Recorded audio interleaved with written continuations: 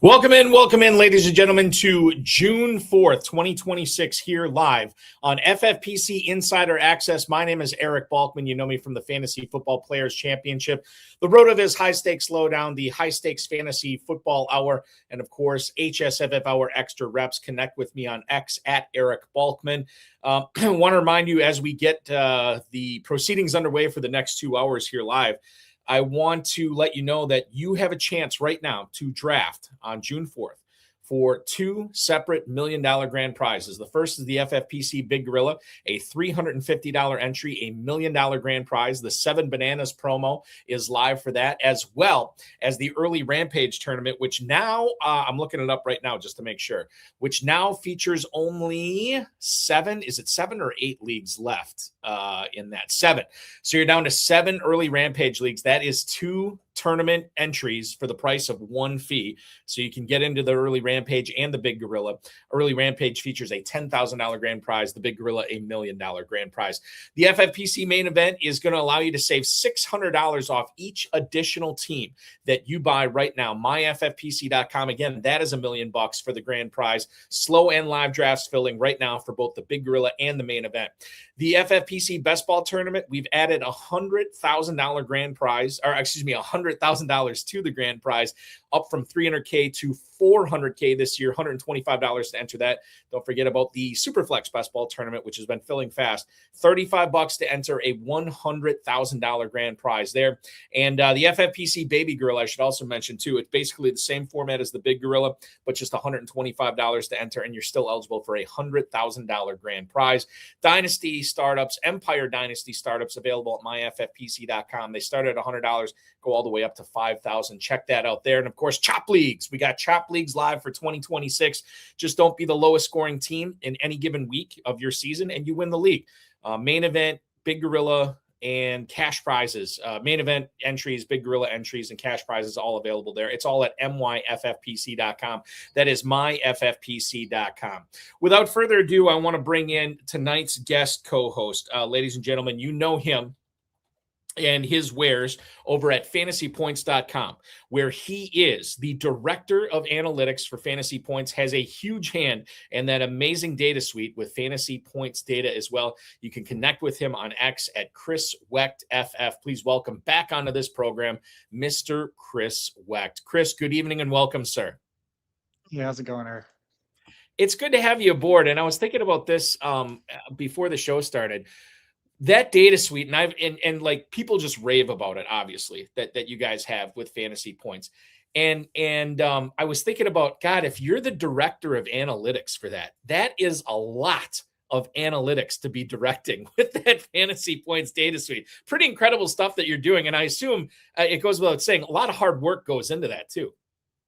Yeah, for sure. I mean, I came up through the charting streets, just watching a ton of games, recording all those advanced data points. So I, had a firsthand experience of like where every single data point comes from and how it eventually gets to the data suite. And, over time, just kind of used my engineering background to kind of help build the thing and, get it to where it is today and hopefully continue to build it as it, continues to grow. Do you feel like you have a quote unquote busy time of the year? Because I feel like putting something like that together, when you couple that with drafting season, when you couple that with the actual NFL season, it kind of never stops for you, or does it at least slow down at points? There's like about a month in February, and then it's like we get to March and it's like, all right, what do we want to try to do before the next season? And then, once we're in full season swing, it's a 18-week grind until the playoffs and slows down a little bit, and then, ride it out till the Super Bowl. It's amazing stuff. And how long have you been doing this now? Like for just not just necessarily at Fantasy Points, but how long have you been working with analytics as it regards to in regards to fantasy football? I think it's been about 5 years now since I started doing this full time. Another 2 or 3 years before that, just doing it on the side. It's incredible. It is. It's incredible, and keep up the great work. Excited to pick your brain tonight, Chris, because we got a lot of stuff to get to. We're going to go around the NFL in the first segment tonight. In the second segment, I do want to get to a lot of wide receivers news. In fact, I'm going to add onto the rundown. I think we're going to lead that off with the Christian Watson contract extension today. But there's a lot of news going on with wide receivers around the NFL. Drake London, we're talking about Garrett Wilson's knee. We're talking about Alec Pierce's ankle. We're talking about Mike LaFleur sort of categorizing the Cardinals receivers as to what roles they're going to have compared to what the roles were in the Rams offense last year. And then we'll go into, and I think the last segment will probably, it won't be as beefy as that middle segment, but I do want to get into the tight end report and talk a little bit about some of the elite tight ends being drafted in FFPC Big Gorilla drafts right now and get your thoughts on that, Chris. And that'll be the show. And then we'll send you off into your Thursday night, or perhaps many of you are celebrating your weekend early. I don't know. Leading things off tonight, Chris, Christian McCaffrey. Nick Wagoner, who covers the San Francisco 49ers for ESPN.com, said that the Niners plan to be cautious with McCaffrey through the rest of the offseason program as well as training camp.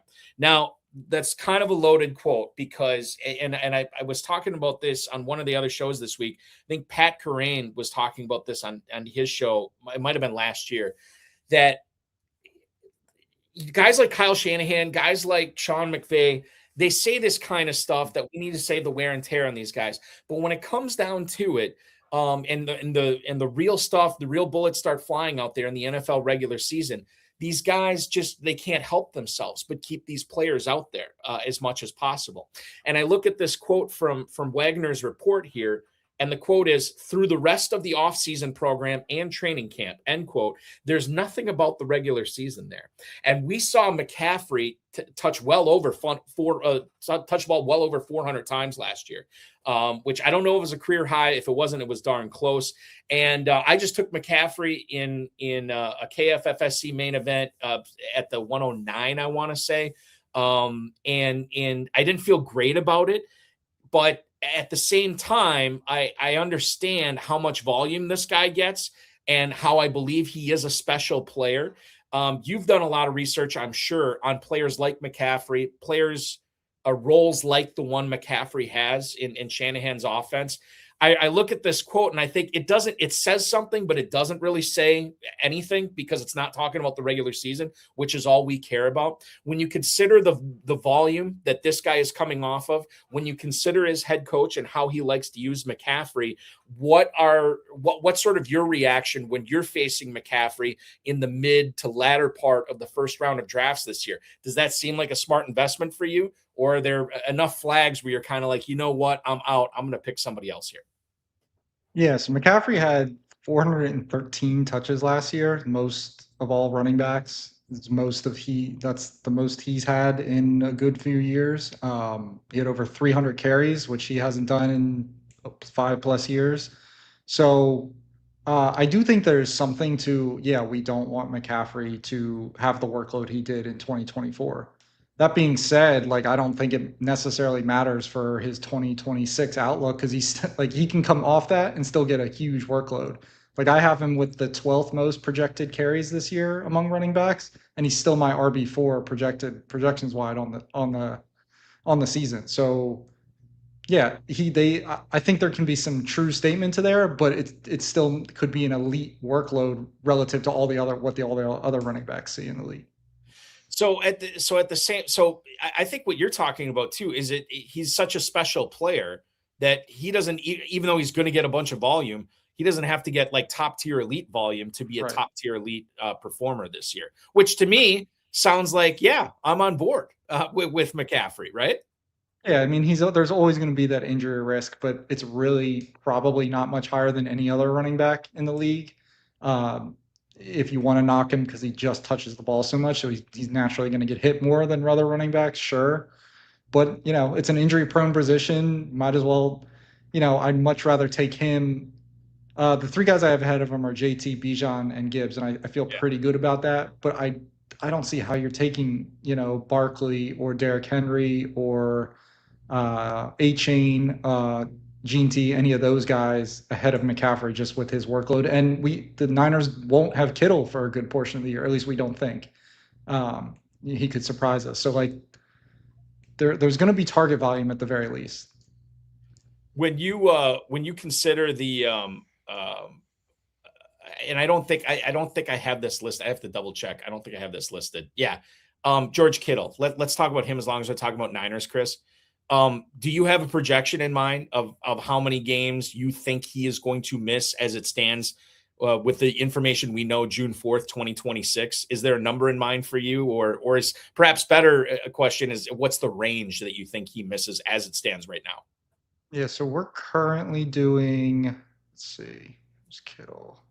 And I think like already like we have seen that number fluctuate among fantasy pundits out there. Yeah, I know yeah. people have shifted what they think, both negatively and positively too. So I don't, and I think I'm more on the negative side, but I'll let you weigh in. Yeah, I think I lean that way too. We have him for 8 games total right now, which we usually dock pretty much every player with some, projecting some kind of missed time, like usually a game or two. But so like the standard full season in our projections is about 15 games. So we're taking him down to about half of that. Um, so that puts him, on a full season projection, pretty much undraftable as like a tight end in the 30s, Mm-hmm. unless you've got like an IR spot or a deep bench. It's just hard. On a per game basis, though, like once he is back, we've got him at like tight end 7. So like on a per game basis. Just a tough injury to come back from, a lot of missed time. I'm probably not really into drafting Kittle, just with the variance at the tight end position. You're basically touchdown hunting anyway. So like if I am going to shoot for one of those elite guys, I'd rather get, Bowers, McBride, Warren, Loveland, those, that group. George Kittle going off the board at tight end 10 in the FFPC Big Gorilla right now at the 707. Those that ADP courtesy of fantasymojo.com at fantasymojo on X. Darren Armani, the godfather of the Pros versus Joe's Challenge. If you are playing in the FFPC, highly recommend you get a subscription not only to Fantasy Mojo but Fantasy Points as well, because they're going to help you out and be, as Theo Greminger always likes to say, crush your leagues this year. So Kittle at tight end 10 at 707. I've been avoiding him at that price, obviously. And it sounds like you would be doing the same, where you'd be more willing to take, if you are going to take a tight end in that area, it's Kelsey, it's Ferguson, it's Kincaid over Kittle, right? Yeah, that's what I would do. The getting back to the running back discussion, but staying over on the left coast here, Chris, we'll talk Ashton Genty here. The running backs coach for Las Vegas yesterday said that, or beg your pardon, on Tuesday said that Ashton Genty is doing everything he can to make sure he is capable of being a 3-down back this year. Now, if this sounds like an echo, it is, because we got another report about this the previous week. The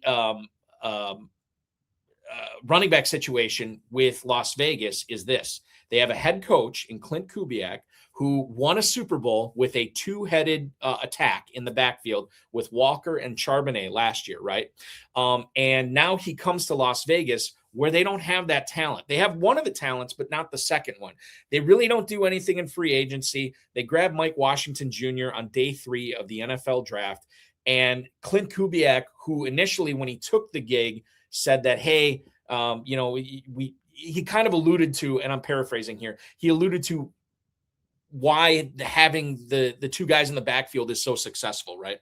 But now he's sort of backed off that a little bit. And now we get this report from Omar Young, where it seems like they want to make Genty the guy in this backfield.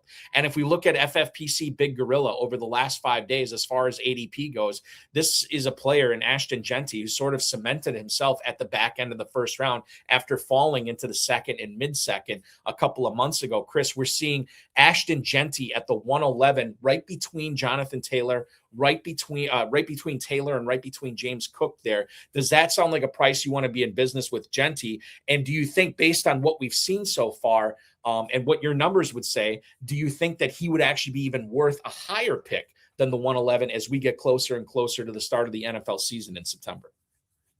Feels about right to me. I have him RB8 going into the season. So right behind James Cook, sandwiched between James Cook and Derrick Henry. The quote about him being a 3-down back, he basically was last year. He was, let me check, he was 6th in total touches. He was 7th in targets. He was, 7th in targets, like that. Like, so he was playing third downs already. They have, like you said, their backfield behind him is not strong.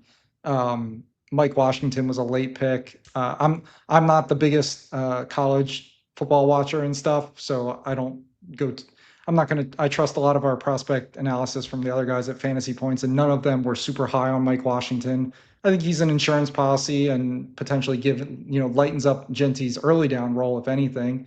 I think Genty's going to have a ton of volume. It's just a matter of like how efficient is that volume. The thing that Mr. Bakes a lot just brought up, I'm going to put it back on the screen here.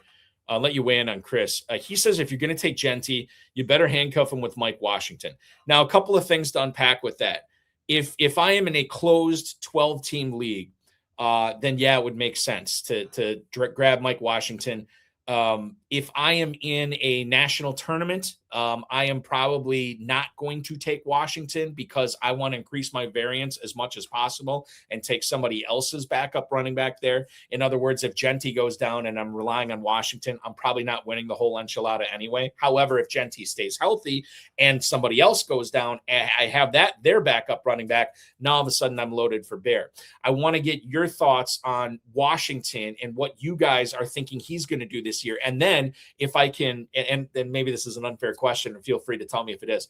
If Genty were to miss any time, how would you project Washington in that offense? Is he a guy that would just step in and assume, 70 to 80% of the touch volume there? Or would it be more of like a split between him and some other guys in that backfield? Yeah, I would probably, it would be hard. So with the current room, yeah, he's getting, like you said, 70+% of the volume receiving and rushing. I would be very surprised if they did not, Najee Harris is still out there. Kareem Hunt is still out there.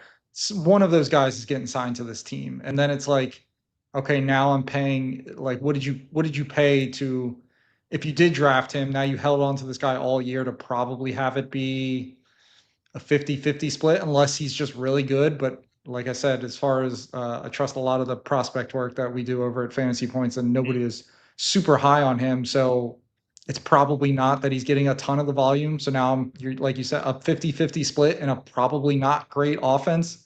Not something I'm really like want to hold. There's probably, a Brian Robinson if Bijan goes down. That's just like a home run. You're starting Brian Robinson every single week, most likely, even though the Falcons offense might not be as awesome, but they're not going to sign somebody else to compete with Brian Robinson in that role, really. Maybe a satellite back or something, but nothing crazy. Mile High Stella also has this. This is more of an involved question, but I think this is a good way to kind of take a peek, or at least a little glimpse into what Fantasy Points is stating about the Raiders this year. He says, what's the ceiling for the Raiders offense? And then bringing it back to Genty, it says to him, most of the early round running backs only really seem to pay off if the offense can finish in the top half of the league in TDs, or else they disappoint. Now, that's sort of a blanket statement. There's an exception to everything, and I'm sure there's exceptions to that. But MHS might be right when it comes to, by and large, might be right. And you would know better than me, Chris. But when you talk about this Raiders offense this year, and if we were to compare it to last year's, obviously it looks like the quarterback position got significantly better, whether it's Cousins or whether it's Mendoza, right? You have Bowers healthy to start off the season. They've added Jalen Naylor. They could add another wide receiver. That's remains to be seen if they want to do that or not. But when you look at the Raiders offense, how bullish or bearish is Fantasy Points on the performance of this team being able to chew up yards and score points in 2026? I just checked, and we have the Raiders with the only 4 teams lower than them in projected touchdowns per drive. So like it's kind of already baked in. Like we are not projecting this offense to take a massive leap and be even average among the rest of the league. Now where we have them at is still a pretty decent jump from where they've been in the past few seasons, but it's still near the bottom of the league in terms of projected touchdowns per drive. So like I think it's baked in. Yeah, maybe he doesn't have the ceiling that like Bijan and Gibbs have and Barkley have and stuff like that. But volume is king. And if you get enough of it and just get into the end zone enough, we've seen, JT do it for years with not great offenses. It's don't double count the bad offense. It's already baked into the projections. What about, and we'll get to Bowers later, but as long as we're on this subject, for the second straight year, we have two pieces of this Las Vegas Raiders offense going really high in the FFPC Big Gorilla. Brock Bowers, on average, going at the 107 as the first tight end off the board. I just mentioned Genty as running back 5 in the 111. These guys are both going in the first round. With the projections that you just said about the Raiders being so low in touchdowns this year, is there going to be enough volume for both Bowers and Genty to pay off on those ADPs?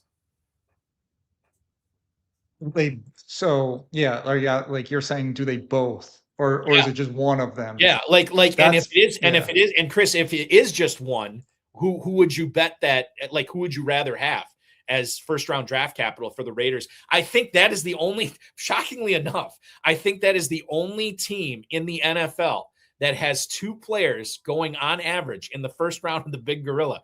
It's not in these other studly offenses. It's 2 Raiders going in the first round, which is wild. Yeah, we haven't really talked about Bowers yet, and I'll make one of my biggest, boldest calls this year is that Bowers should be drafted before Trey McBride this year. And last year I was pretty firmly the opposite. I thought McBride had the better outlook. So I was honestly a bit surprised after doing the projections, the way the numbers came out. But I just think Bowers' situation is way better than it was last year. Between the coaching change, the significant decrease in target competition, there was a Jacoby Myers on this team last year that is now not there. They did basically nothing at wide receiver to compete with Bowers. I think Clint Kubiak is smart enough to know that, like, you probably shouldn't put Brock Bowers lined up out wide and expect him to perform like a wide receiver, which is something we saw Chip Kelly do over and over again last year. He's just, these big, corners are now good enough and safeties to some degree too, that is like, if you don't generate separation, it's just going to make it hard for a bad quarterback to get the ball to you. Now you get Bowers lined up in the slot and in line where he's going to be on linebackers that he can run away from, or safeties he's just way bigger than. I think his opportunity gets a lot better there. And then McBride, he's got a lot tougher competition, in my opinion, between Jeremiah Love getting drafted, Michael Wilson getting, hope potentially is the next, Jerry Rice or whatever we saw with Jacoby Brissett last year, and a potentially terrible quarterback situation, especially if Brissett doesn't play. So if I had to pick between the two, I think it would be Bowers. Do I think they both can pay off? That's probably where it gets tough. If they're both paying off, it probably means they both weren't good enough to win you your league or anything like that. But they both can probably be enough for you to not feel terrible about the pick. But ideally, you probably want one of them smashing and the other one not being as good as you want. And nailing the one that smashes, obviously, in your drafts, and letting somebody else draft the other one. More on the tight end situation, especially with McBride versus Bowers, as we move on in the program tonight. This is not necessarily an analytics question, Chris, but I've been asking it of everybody, and it's the Josh Jacobs situation, because I'm trying to farm as many opinions on this as I possibly can to try to make up my own mind what I'm going to do. Matt Schneidman, who covers the Packers for The Athletic, reported that on Tuesday, Josh Jacobs was spotted practicing at OTAs in Green Bay. He is facing some domestic violence allegations, has not been formally charged by the Brown County District Attorney yet, although that is probably coming. I think it's a 28-day thing, so I would be looking at May 23rd, or I beg your pardon, June 23rd, as something should happen before then. He's denied these allegations, and we'll see. We're kind of in a holding pattern. We're in the dark, fantasy players, pundits, fantasy analysts, like whatever. We're all in the dark on this. We don't know what the DA knows, what the Hobart County Sheriff's Department knows, or whatever it is, or City of Hobart Sheriff's Department. We don't know. We have known that Adam Schefter has been talking about a Ray Rice type video that could be out there. He hasn't said that there is, but he brought up that possibility, or perhaps audio. We also know that Jacobs' attorneys have been pretty vehement in their denial of this, saying that there is some exculpatory evidence out there that is not known, and perhaps it's that evidence that has prevented the DA from officially charging him yet as they continue their investigation into this. All that said, we have seen Josh Jacobs fall in the FFPC Big Gorilla since this has happened. Jacobs is now going off the board as running back 18 at the 402. It wasn't that long ago. He was a back end of the second, early third round pick, and now he has slipped into the fourth round. I believe that slip might still continue as we get further on here. If you are in a draft right now, Chris, knowing what we know, which quite frankly is not a lot about this, how do you handle a guy like Jacobs? I mean, is he a player that you would buy the dip and take the risk after the top 15 running backs are off the board? Is the dip not deep enough for you yet? You personally, how would you be handling this as a fantasy player?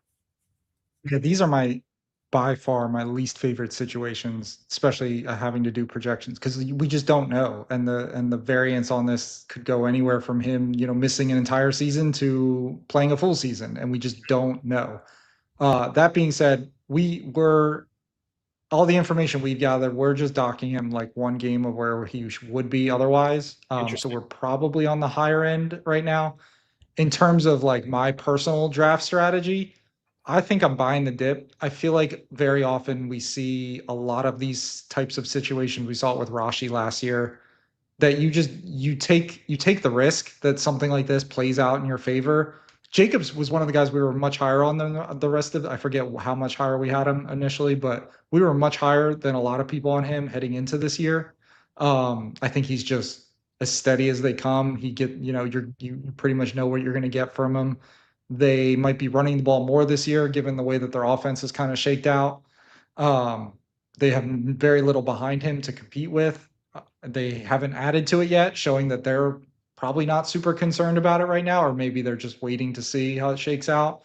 But yeah, I'm probably just buying the dip, and kind of how you mentioned earlier, in these bigger tournaments where you're just like, don't take the handcuff for your own team, take the swing on the dip, and if it works out for you, you might have, like you said, you're drafting 15 other running backs are going off the board ahead of him. He'd probably be around RB10, RB9, just full projection. So you're just getting that free that you didn't have to pay for at all. Yeah, I mean, if you're a volume drafter, it would be kind of silly not to have some shares in your portfolio of Josh Jacobs. I was just looking at how the ADP is lining up in the Big Gorilla right now, Chris. And if you were drafting in the back half of the first round, you could start off your draft with Justin Jefferson and then Drake London, and then get Ty Warren in the late third, and then come back with Josh Jacobs as your number one running back to go with what should be a lot of target volume for those top three guys. Again, if it works out for you, this could be a potential tournament winner. But again, we don't know a whole lot of what's going on. And I think this is kind of like what I have said, and I've heard a lot of people say all along.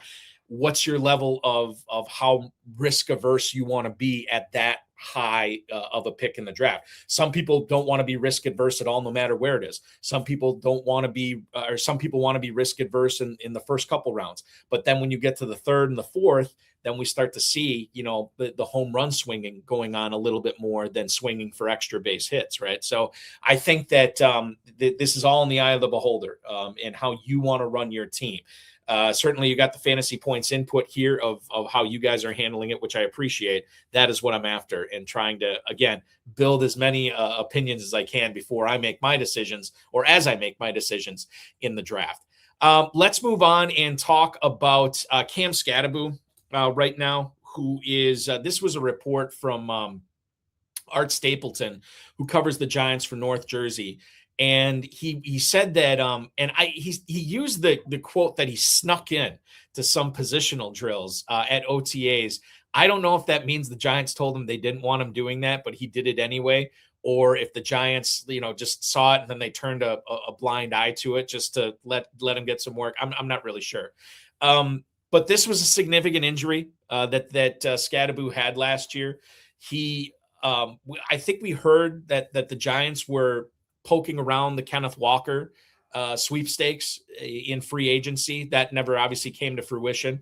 We also heard that they might have been involved in potentially drafting Jeremiah Love had he fallen to them at 5. That didn't happen. And Scadaboo survives the draft, and he survived this nasty injury last year that involved his foot, ankle, leg. I mean, there's a lot of stuff going on with that.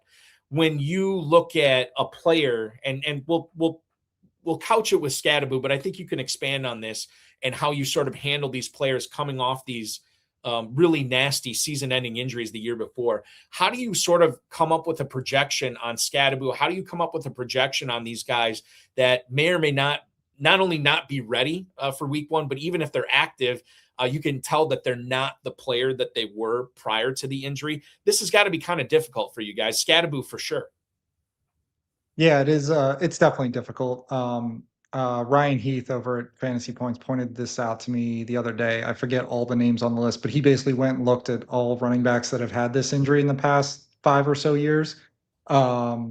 I know Tony Pollard was one of them. I'm forgetting some of the other names off the top of my head, but basically when they came back from this injury, they were pretty bad in that first year back.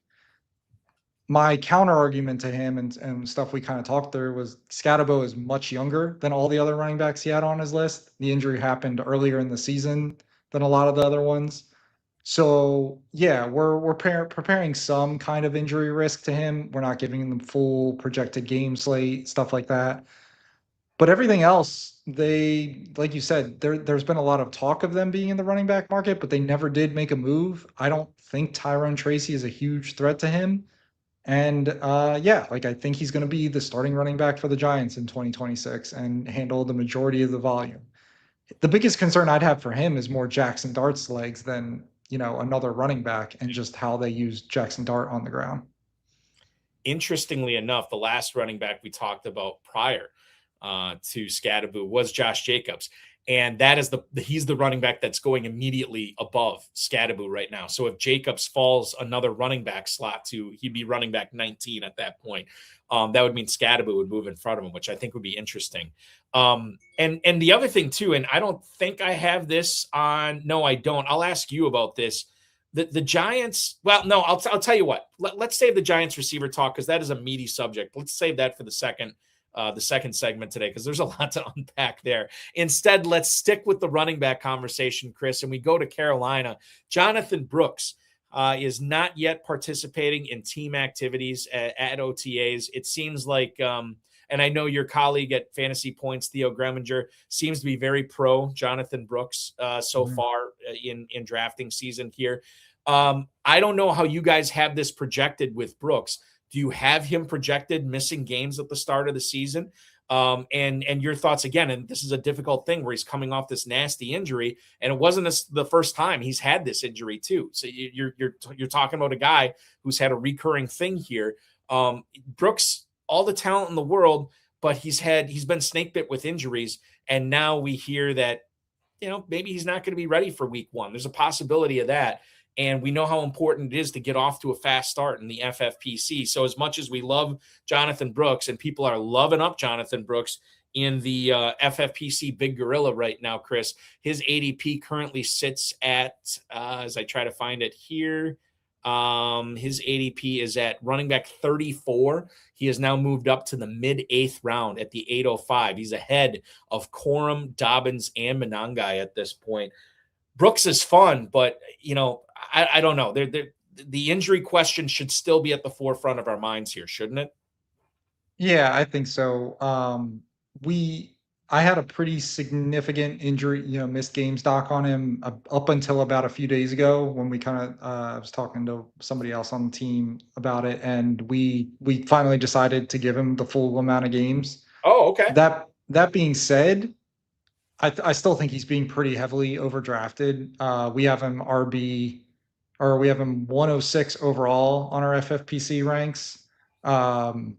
Behind, let's see, who's he just behind? Dobbins, Aaron Jones, Monangai, Rashad White. About almost a 20-point gap between his ADP, like you said.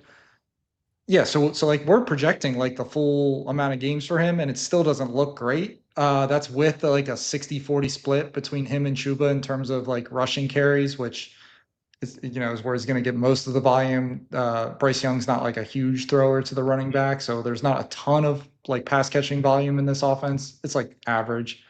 Yeah, we got like a 6-10 split in target share between Chuba and Brooks. So like we're projecting him as like a pretty decent backup running back. That projection doesn't represent if he took over the offense or Chuba got hurt or something, then he would look a lot better. But it's not our favorite offense in the world. So I think people are getting a little out of their head, ahead of themselves in terms of like what his actual ceiling is. Do you feel like, well, let me ask you this. When you were talking with that other member of the Fantasy Points team, ultimately, what were some of the things that made you want to change it from having your projections, from having this guy miss games to now not having him miss any games? Like what was the impetus for that? Yeah, it was just that the reports were that he was, participating in everything. There was no reason to believe anything. I think the one you just mentioned, that's like a recent one. I don't know if we Yeah, had saw that one. that came out on Tuesday evening. Yeah, that was we Tuesday morning was when we did the swap. So yeah, we would have just missed that one. So we may have to discuss it again. But yeah, so it was everything leading up to that. Though was he looks good. There's no reason to believe he's not going to be ready for training. And I'm sure it's got to be that they're being cautious with him, Exactly. right? Like they're not gonna say they need to, just as like a team building perspective, they've got to learn something about this guy in this year. They can't go they got to come out of year 3 of this guy's rookie deal and know, is this guy still an NFL player? Even is he a average potential starter? Is he have the ceiling we thought he did when we drafted him? Like they've got to find out something from him. They can't risk. They know he's not their starting running back week 1. They know that. There is zero reason for them to push him and try to see what he can do this early in the offseason. I think that's what's so, like, when you look at OTAs and how these players, spend their time in individual drills, team drills, working off to the side. It's like if you see them and hear reports that they're doing 7-on-7, they're doing 11-on-11, hey, wheels up. And then maybe you pump them up in your projections. Maybe you pump them up your draft board a little bit. But I don't think you necessarily want to penalize them if they are sitting out. Same thing with Jonathan Brooks. Do we want to penalize him because we don't know if he's dealing with something, still not recovered, or it's simply a cautious thing, right? And we know what coaches can say or not say, and I don't know what we can believe there. But I think the thing is, if they're doing stuff, you bump them up. If they're not doing stuff, I don't think you can necessarily bump them down because we don't know what the thought process is in this. You mentioned it too.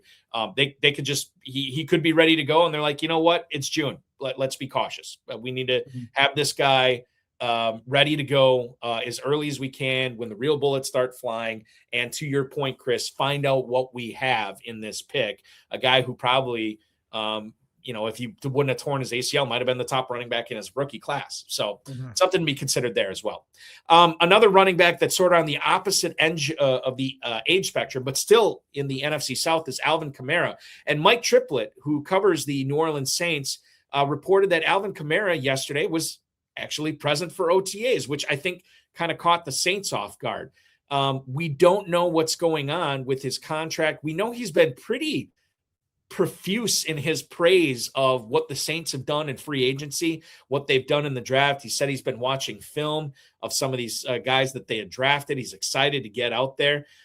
He's going to be 31 this year. And we know his role is going to be significantly different than what it has been over the past couple of years because of the Etienne signing from Jacksonville that now he joins the New Orleans Saints. It was a couple of weeks ago that Mickey Loomis, who is the GM of the Saints, says he's trying to figure out how Kamara fits on this year's roster. It's a $10.4 million cap hit if the Saints keep him on the team. This is a guy who failed to get 500 rushing yards in 11 games last season. This is a guy that ranks 70th in contact yards after contact per carry, which is not great. and you know that his best football is behind him. I'm kind of curious to your thoughts as what you think Kamara has in the tank, and as a result of how you answer that, how does that affect Travis Etienne this year in New Orleans? Because we all want him to be the bell cow. That just may not be in the cards if Kamara still has some juice left. Yeah, this is a really hard one. Like, just from the outside looking in, it's like Kamara can't be on this team, right? Like, it doesn't make sense. There's no reason for that, for him to stick around here. He said he wants to retire a Saint. I remember during last season around the trade deadline and stuff, so they didn't trade him. I don't know what he's got left in the tank. It's definitely not as an early down grinder. I know that was never really his thing. It certainly isn't at this point. He had his lowest yards per carry last season. We're projecting it that way again in 2026. Do I think he could steal some pass game work? Sure. And maybe that is kind of his thing. He is kind of like what Darren Sproles was, and like just not getting a ton of volume, but he's out there to try to, break off some big explosive plays. But I don't even know if he has that left in him. Yeah. From a fantasy perspective and like drafting perspective, I don't see how you can take him, because like I don't know what you win if you're right on the pick. Like what are you hoping for? You're hoping for an ETN injury, and then you're hoping that Kamara also has juice left. You're hoping they don't bring somebody else in. You're hoping the offense is good with Tyler Shugg again. It's a lot of hopes, and like I don't know what you're just not winning enough if you're right on it, I feel like. I can't remember. It was one of the Saints beat reporters said something to the effect that if Kamara is not on the team, that the Saints would go shopping for another running back, which Sure. seems to me that's a total indictment of what they think of Kendra Miller, Devin Neal, and everybody else down there, right? So to Yeah. me, the guy that you want is Etienne, regardless of who else is on the team. And certainly, if you have Etienne already, or if you have him in Dynasty or whatever, you don't want to see Kamara on this team. You want to find him elsewhere this season, so it increases the upside for the newly signed running back from the Jacksonville Jaguars. The Jaguars play in the same division as the AFC, or it's the AFC South Jacksonville Jaguars. Or I beg your pardon, Tennessee Titans. I was talking about the Jaguars. The Titans drafted Nick Singleton this year, Chris, in the 5th round on Saturday at the NFL draft in Pittsburgh, and he was dealing with a Jones fracture. The reports that he's making progress from it, which is good. This is a guy who basically could not do anything at the combine or workouts or working out for teams or whatever it was. A player that 4 years ago we assumed would probably be a first-round pick, and yet he seemed to regress each year at Penn State, even being surpassed by Katron Allen the last year that they were together with the Nittany Lions. He's now in Tennessee with the model of consistency in the NFL. Tony Pollard, 4 straight 1,000-yard rushing seasons, 2 with the Titans, 2 with the Cowboys before that. Tyjae Spears seems to be like just a guy there, but not necessarily a guy who's going to threaten, Pollard's workload or anything like that.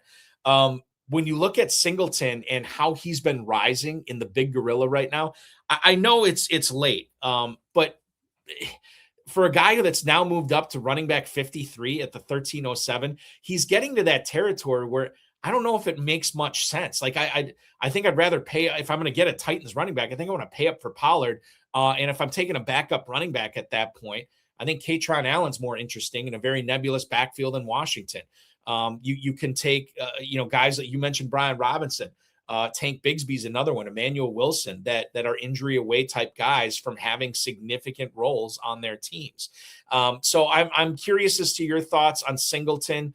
How much do you think he plays this season? That's the other thing too. Coming in as a rookie already hurt, I think that really puts you behind the 8 ball. You're already a rookie. You've got to adjust to the speed of the game normally, and now he's coming in with a broken foot.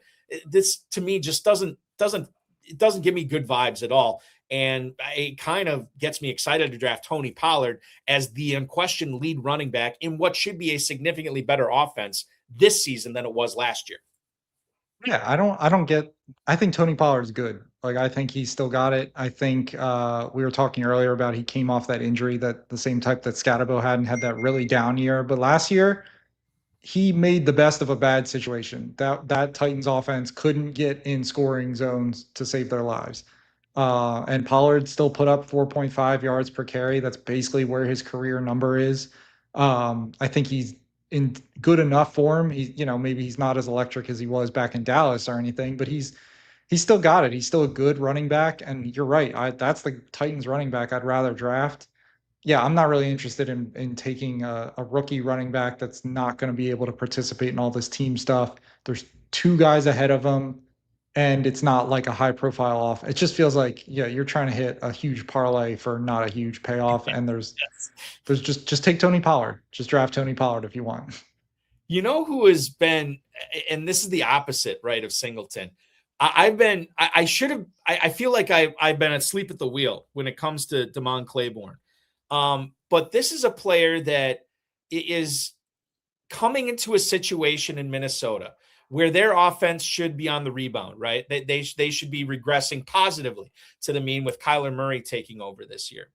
Justin Jefferson, Jordan Addison, obviously two really good receivers. They bring in Jawan Jennings, who not only should assist in the passing game and replacing Jalen Naylor, but is a really good blocker as well. That's going to help the running game.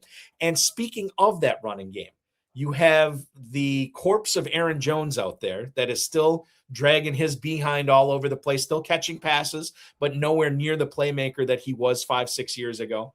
And then you have Jordan Mason, who quite frankly was never a big playmaker. He's almost getting up into plotter status, I would say, Chris. And then you look at, okay, well, who else is on this depth chart? You go down and you see Damon Claiborne, right? Alec Lewis, who covers the Vikings for The Athletic, said that while they've been impressed with him so far, talking about his moves and how sudden he can be with the football, but he's got to be able to understand the offense, take a lead role with that, and be able to do the mental things that Jones can do, the mental things that Jordan Mason can do, because they've been in this offense for a while. And he's got to be able to pass protect, right? Which has always been a bugaboo for a lot of rookie running backs. That said, I'm very intrigued in a guy that seems to have the raw talent needed to play this position in the NFL. Maybe not the raw size needed, but the raw talent. And he's running back 64 in the 16th round. Like I said, I think I've been sleeping on this guy. I have none of them. And Claiborne, I think, is a guy that's probably, and I don't know when it's going to be. Maybe he's a better in best ball type guy, but I think he's going to have 2 or 3 games this season at minimum where he's going to factor in. He's going to have big games. Where do you weigh in on Damon Claiborne and how he fits into this backfield specifically for this season, Chris? Yeah, I think everything you said, like, I feel like I'm getting a little bit late to the party too, because I think I'm starting to buy into all the things that you just said. I'm not a Jordan Mason fan at all. I mean, they were forcing Aaron Jones back out there on goal line stuff towards the end of last year because they didn't trust Jordan Mason. The one thing that Jordan Mason was supposed to be good at. They bring both those guys back. Aaron Jones, another year older. Yeah, like, why not Damon Claiborne? It might not be the most electric running back pick you can make because just the way that it might be a bit of a 3-headed monster thing, but he's free right now. We have him at 187 overall in FFPC ranks, and so still above ADP. But yeah, I personally want to start getting some flyers on this guy and just, yeah, at some point he's probably going to have a big game or two, whether it's Aaron Jones miss a game, maybe Jordan Mason's not even on the team at some point, like, who knows. Damon Claiborne, even before he was drafted, I know there was a lot of pundits that were on this guy that said, watch out for him. I think somebody, I can't remember who, that you could make the case that behind Jeremiah Love, he might be the most talented running back in this draft, which I wouldn't necessarily disagree with. I don't think it's true, but I think you can tell yourself a story. 5'10", 190. I mean, we've seen undersized running backs do it before. And Claiborne is a player that probably will never be the alpha, the 3-down back, but he doesn't have to be to factor into fantasy. And especially when you talk about the FFPC Big Gorilla as a 16th round pick. Yeah, sign me up. That's a player I need. You and I are both getting to this party late, Chris. We're getting there together. We're knocking on the door. We're entering the house party at the same time for Damon Claiborne, but we are rectifying that here, June 4th, 2026. All right, continuing the running back conversation. Kamani Vidal, if we go to Los Angeles, apparently could be a trade candidate this summer. This is Mo Moten, who is covering the NFL for Bleacher Report.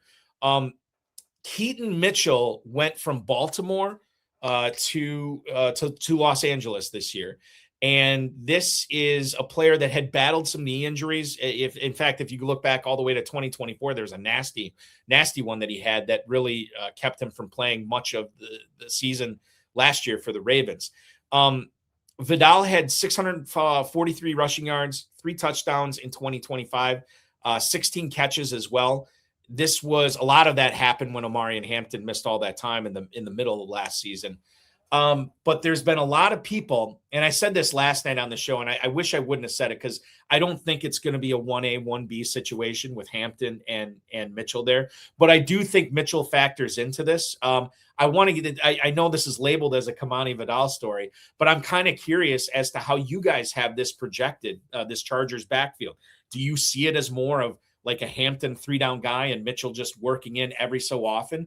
Or do you think Mitchell is going to have a regular and significant role on this team that should give FFPC owners pause when they're thinking about drafting Omarion Hampton in the mid-second round? Yeah, I think when I first did projections back in March pre-draft and post free agency, I had the Mitchell and Vidal's thing like kind of even because I was like, I'm not really Vidal seemed to look good. I'm not really sure. And since then, I've like basically minimized Vidal's volume as much as I could with him being on the team because I think Keaton Mitchell is like the clear RB2 on this team. I don't think he's I view it like similar to kind of the Zeke Pollard stuff in the early days. Like Pollard at that point in his career probably couldn't handle a big volume, and keep his efficiency the same way Keaton Mitchell probably can't, nor even maybe stay healthy. So I don't think Mitchell's getting a ton of work in this offense, but I would love to take the 10 or so % of design rushing share I have for Vidal projected and just lump that in with the 25% I have for Mitchell and make it almost like a 65-35 split between him and Hampton. Which would make Mitchell project pretty well. And then obviously you've got the injury upside if something ever happened to Hampton. The Mitchell thing I think is going to grow as long as that dude stays healthy and nothing happens to him this summer and then training camp and so on and so forth. I think you're going to see him being somebody that the Sharps are going to be after. He's already running back 46 in the 12th round. In my opinion, look at the running backs going ahead of him. If it falls right, he's going to have no problems passing Pacheco, Jonah Coleman, Chris Rodriguez, who's dealing with an injury right now. You look at Tyrone Tracy, that if Scadaboo proves his health, then you could see Mitchell move up past him. And by the way, Jordan Mason is going ahead of Keaton Mitchell right now. I'd much rather have Mitchell than Mason at this point. Then you get into Aaron Jones, Jacory Krosky Merritt, and sky's the limit. Now we're talking like single-digit rounds where he would be falling in if he moves past all those guys. Let's talk quarterbacks here, and as long as we're on the subject of the Tennessee Titans, as long as we're on the subject of the Los Angeles Chargers, let's talk about them and their quarterback situation because we got a little bit of news here regarding Justin Herbert at OTAs.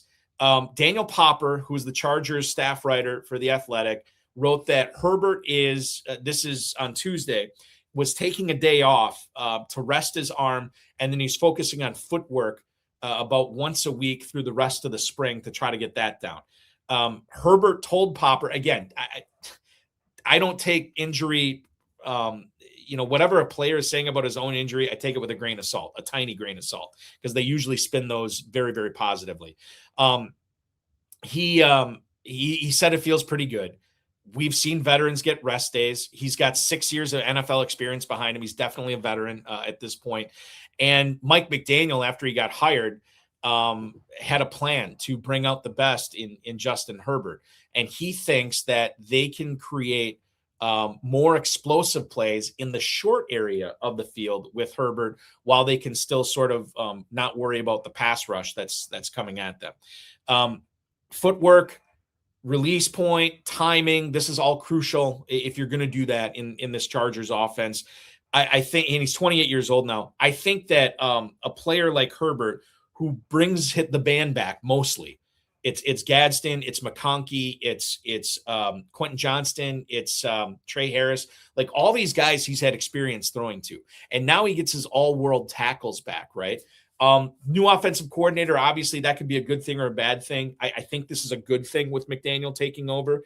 And there's a lot of people out there, Chris, that are very bullish on what Herbert's going to be able to do with McDaniel calling plays and running things this year. How do you fall in on Herbert? How high up do you guys have him in the fantasy points rankings? Because there's a lot of different ways you could go on Herbert right now. Yeah, we have him QB9 overall, fifth in projected passing yards, seventh in projected passing TDs, top half of the league and some rushing stuff, although that's not, like it's a little cherry on top, but nothing crazy. But yeah, so we like him. The key thing for him, like you mentioned, is that offensive line, and does he have his tackles healthy? Like that's literally the make or break from him. I think we know he's a good quarterback. He's probably an above average quarterback. And, after you get past that elite to, A tier, like Allen, Lamar, Drake May, Jaden Daniels, Burrow, and Hurts, I think Herbert is like firmly the next guy, along with guys like Dak and Trevor Lawrence and stuff like that. It stinks for the Chargers because they did it right? Like they put these tackles on the offensive line to protect Herbert. And how often do we see Herbert just taking these nasty shots, and not like Jackson Dart nasty shots where he brings it on himself, like stuff where he's standing in the pocket making the throws and just getting obliterated. And you have to look at this, and I can't remember who the GM of the Chargers is, but he has to be looking at this like, God, this is why I got Slater and Alt, so we wouldn't have to deal with this. And now, they go down for the season. He takes another battering this past year. Hopefully that's behind him. This Chargers offense is going to be fun to watch and important to follow for fantasy purposes throughout drafting season. Another one that I think is maybe more compelling but less interesting, if that makes sense, is the Washington Commanders. John Keim, who is the Commanders beat writer for ESPN.com, reported that the Commanders were playing under center a lot more in practice at OTAs this past week.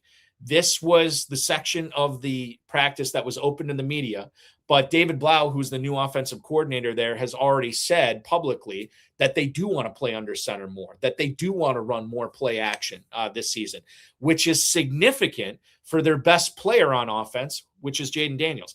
94% of his snaps the last 2 years were from shotgun. Blau said they want to run no huddle roughly a fifth of the time, and that would be a huge drop off from the 60% of the time that they ran it under Cliff Kingsbury, right? Being under center more, to me, just at the surface, this is probably going to affect how much Jaden Daniels rushes. And I know how talented he is doing it. I also know the price that he is going at right now in FFPC Big Gorilla drafts. It's not cheap. He's quarterback 4 right now.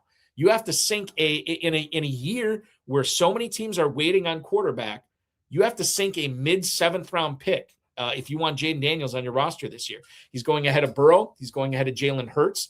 And I don't know. You tell me, Chris, are people in FFPC drafts underrating the fact that Daniels' rushing yardage may not be what we hope it would be, may not come close to what it was his rookie year because of this sort of new offensive attack that their OC, David Blau, has in store for this team this year?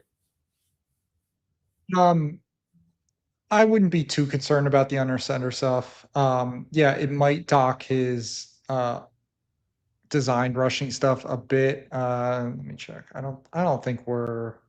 Yeah, we have him a little bit below what he. Yeah, a little bit more than a little, about 3% lower than it was back in that rookie year. Okay. So still very close. Yeah. We'll see, like, if we get reports of like, no, we don't want Daniel, like after last year, we don't want him running the ball as much. But what the under center stuff will open up is, I'm sure, or I hope they'll also run a lot of like bootleg play action type stuff that's going to get him out on one side of the field and in space, and then he takes off and scrambles or stuff like that. That's where you really can get some big break off. We've seen Josh Allen do this for years. We've seen Lamar do this for years. You get them already on the move and in space. Now they're much harder for defense. You basically eliminate half of the defensive line because they're never going to catch him from the other side of the field, and then he just makes a linebacker miss or a corner. Uh, has to try and make a play and covers. Those are not the best tacklers. So I think it's more of a wash than anything. I'm not super into Jaden Daniels, but I'm certainly not out on him. We have him like basically ranked at right around his ADP. If you like Jaden Daniels, but you don't like the price tag, let me try to sell you on, not that I'm going to try to sell you on this, Chris, but poor man's Jaden Daniels, and that's Kyler Murray, who's going at quarterback 16 right now. He is a 13th round pick, right behind Bo Nix and Matthew Stafford, right ahead of Jared Goff and Tyler Shook. Jeremy Fowler said that, who's the reporter for ESPN NFL Nation, said that Murray's taken to the offense very quickly. I think it was also Fowler that said he's taken to the playbook fast, and the gap between him and McCarthy is pretty significant, and not in a good way for JJ McCarthy. Now that we know he is going to be able to throw to Jefferson, Addison, even Hawkinson, I know there's some people betting on a bounce back from him. The running game, yeah, I know it's not great. And the offensive line probably leaves a little bit to be desired, although it has improved since 2025, at least on paper. Kyler Murray is very interesting at quarterback 16 in the 13th round when you consider he's got that Konami code, right? Like he can use his legs. We've seen him use his legs before, and he's throwing to Justin Jefferson. These are all things that make me want to be in business with Murray. If I wait on quarterback, Chris, if I can get Kyler Murray as my backup to Brock Purdy, to Matthew Stafford or something like that, I think there's a lot of upside there. And maybe it's Murray that's starting for me consistently down the stretch this year. How bullish is Fantasy Points on Kyler Murray in 2026? Yeah, I'm all in on the Kyler Murray train. Once we decided to basically call him the starter on the offense, I think, yeah, he probably be one of my highest drafted quarterbacks this year, which doesn't sound great because JJ McCarthy was one of my highest drafted quarterbacks last year, and that could not have gone worse. I just, you look at this offense, Nick Mullins and Sam Darnold and all these guys, Kirk Cousins, put up huge fantasy individual games under Kevin O'Connell. I just was like, I didn't see a world where JJ McCarthy could be terrible, as bad as he was. I just didn't think that was, and obviously it was. Kyler, we've at least seen play good football at times. Yeah, he is not an elite quarterback. He's probably not even a top tier or above average quarterback. He's probably like an average quarterback. And we know, if we've watched Kevin O'Connell take tons of average quarterbacks and make them into fantasy superstars one way or the other. Mm-hmm. We have him at QB 12 in points per game right now, and I honestly think it's going to climb a little bit more. I think I'm a little low on his like efficiency stuff based off of some of those other guys I named, their efficiency stuff. Yeah, I'm all in on Kyler Murray at this point, and ready to take the swing and hope he just holds on to the job this season. And I think he will. Like when you can, and I'm, by the way, I was with you last year, and to me, I still haven't fully given up on JJ McCarthy, even though maybe I should. I thought that he was going to be able to figure it out at some point, and he looked so lost last year. Underlying numbers weren't great, and if Kevin O'Connell can't figure it out with you, then I don't know. But, there might be a time to start focusing on the next area of your career. Last point I want to bring up here, at least in this segment with quarterbacks. ESPN reported that Daniel Jones, who's coming off the Achilles injury, Chris, was cleared to participate in 7-on-7 drills, which is good, right? But there's still more that he needs to clear in order to be fully cleared off this Achilles injury. The good news on this season doesn't start for another 3 months. If he is, number one, are you guys projecting him to start week 1 at Fantasy Points? Number 2, do you foresee his rushing totals being depressed this year because, at least initially, because of this coming off this Achilles injury? Yeah, not projecting him to start week 1 right now. Not You don't have him missing basically baking in about 3 to 4 games potentially. His rushing stuff.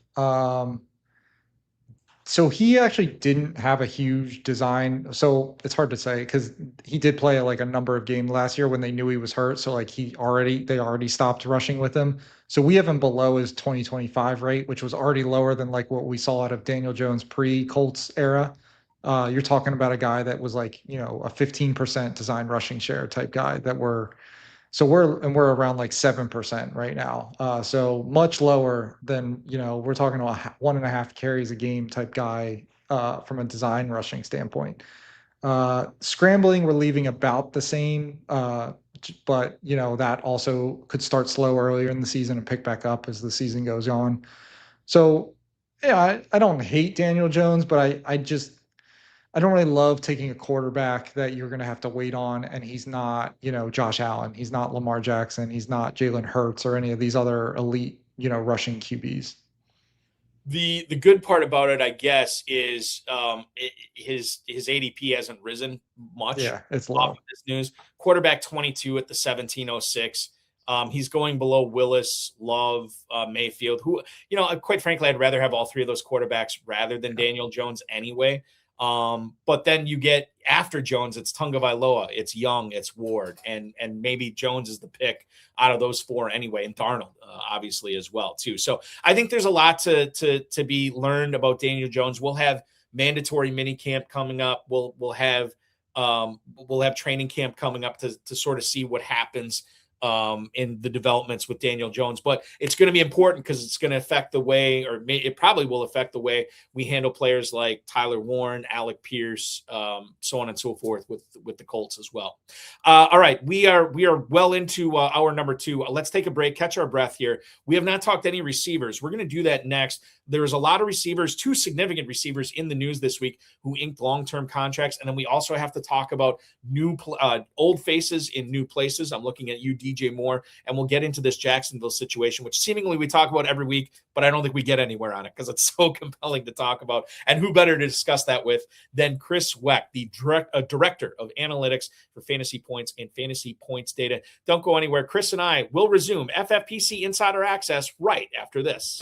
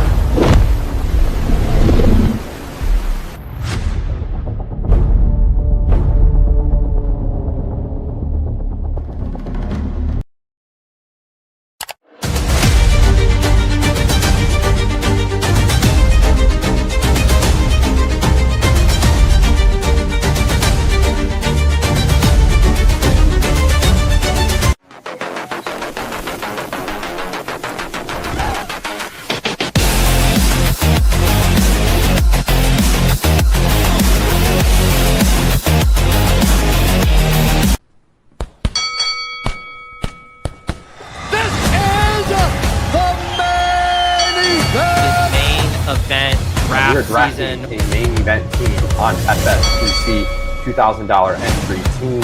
Grand prize of $1 million. I'm looking for that $1 million top prize. Main event season is in full swing.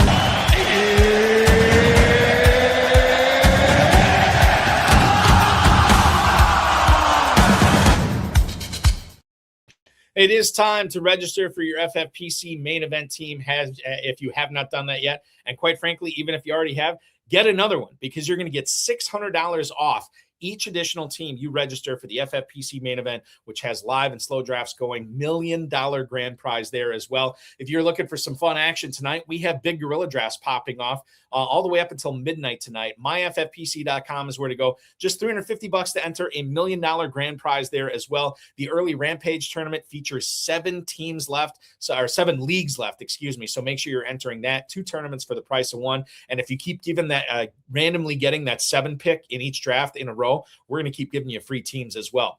The FFPC Best Ball Tournament now with a $400,000 grand prize. $300,000 is where it was at last year, but it is now up to $400K, and just $125 to enter that. Just $35 to enter the Superflex best ball tournament, which features $100K grand prize. If you want to play fantasy football all year round, check out the Dynasty Startups and Empire Dynasty Startups we have now at myffpc.com. And we have chop leagues as well. If you want to play those, just don't get eliminated by being the lowest scoring team in any given week, and you will win your chop league, which could mean cash, free FFPC main event entry, free FFPC Big Gorilla entry. It's all at myffpc.com. We bring in, once again, the incomparable Chris Wecht for the second hour of FFPC Insider Access tonight. Chris is the director of analytics over at Fantasy Points, at Fantasy PTS on X, of course, Fantasy Points data as well. Great stuff that you guys have really, I mean, I knew it was going to be a juggernaut when Fantasy Points started, whatever it was, 3, 4, 5 years ago or whatever. But it's been fun watching the rise that you guys have had, because you're right up there with anybody in the industry right now. You do great work, man. Yeah, we're trying to be as much of a one-stop shop as you could possibly be. We're launching a new betting package this year, specifically tailored around all our best bets packages and getting our subscribers into the betting streets and making money that way. We got the high stakes stuff, we've got best ball stuff, we've got DFS stuff, all your redraft. We're trying to cover it all. And then of course got all the data behind the data suite and all that stuff too. FantasyPoints.com is where you want to go. FantasyPoints.com. Remember to connect with Chris on X at x.com/Chris Wecht FF. A big time contract extension came today in the form of 4 years and $110.5 million for Christian Watson and the Green Bay Packers. Watson is a player that seemingly had all these, not seemingly, he did have all these soft tissue injuries, seems to get that all rectified, promptly tears his ACL. But coming off the ACL last year, Chris, he looked really good. Now, I'll couch that by saying he looked really good while Tucker Kraft was not out there. If the Packers have their druthers, both those guys are going to be out there week one. But I'm curious as to hear how your projections for the Packers pass catchers are different this year than what they were last year. In other words, no Romeo Doubs this year, no Dontavian Wicks this year. It's more streamlined than it was in 2025. And I gotta think, if you have done this, and I'm sure you have, if you looked at what you guys had projected for the Packers pass catchers last year, as opposed to what you have this year, there's probably some fundamental changes in how you guys view this offense, right? Yeah, there's two offenses I hated doing weekly projections for every week last year, and it's the Broncos and the Packers, because both of them, the receiver rooms were just a nightmare. It's almost like unsettling having to do the Packers projection, because it just doesn't feel right. It doesn't feel right to project Jaden Reed and Christian Watson for 80+% route shares and Matthew Golden for 70+%. Doesn't feel right to give both those top guys 20+% target. Like, that's just not what we've ever seen with them. And then you throw in the Watson health risks on top of all of that, and can he stay healthy and all that. But they, like you said, they shipped out Romeo Doubs. They shipped out Dontavian Wicks.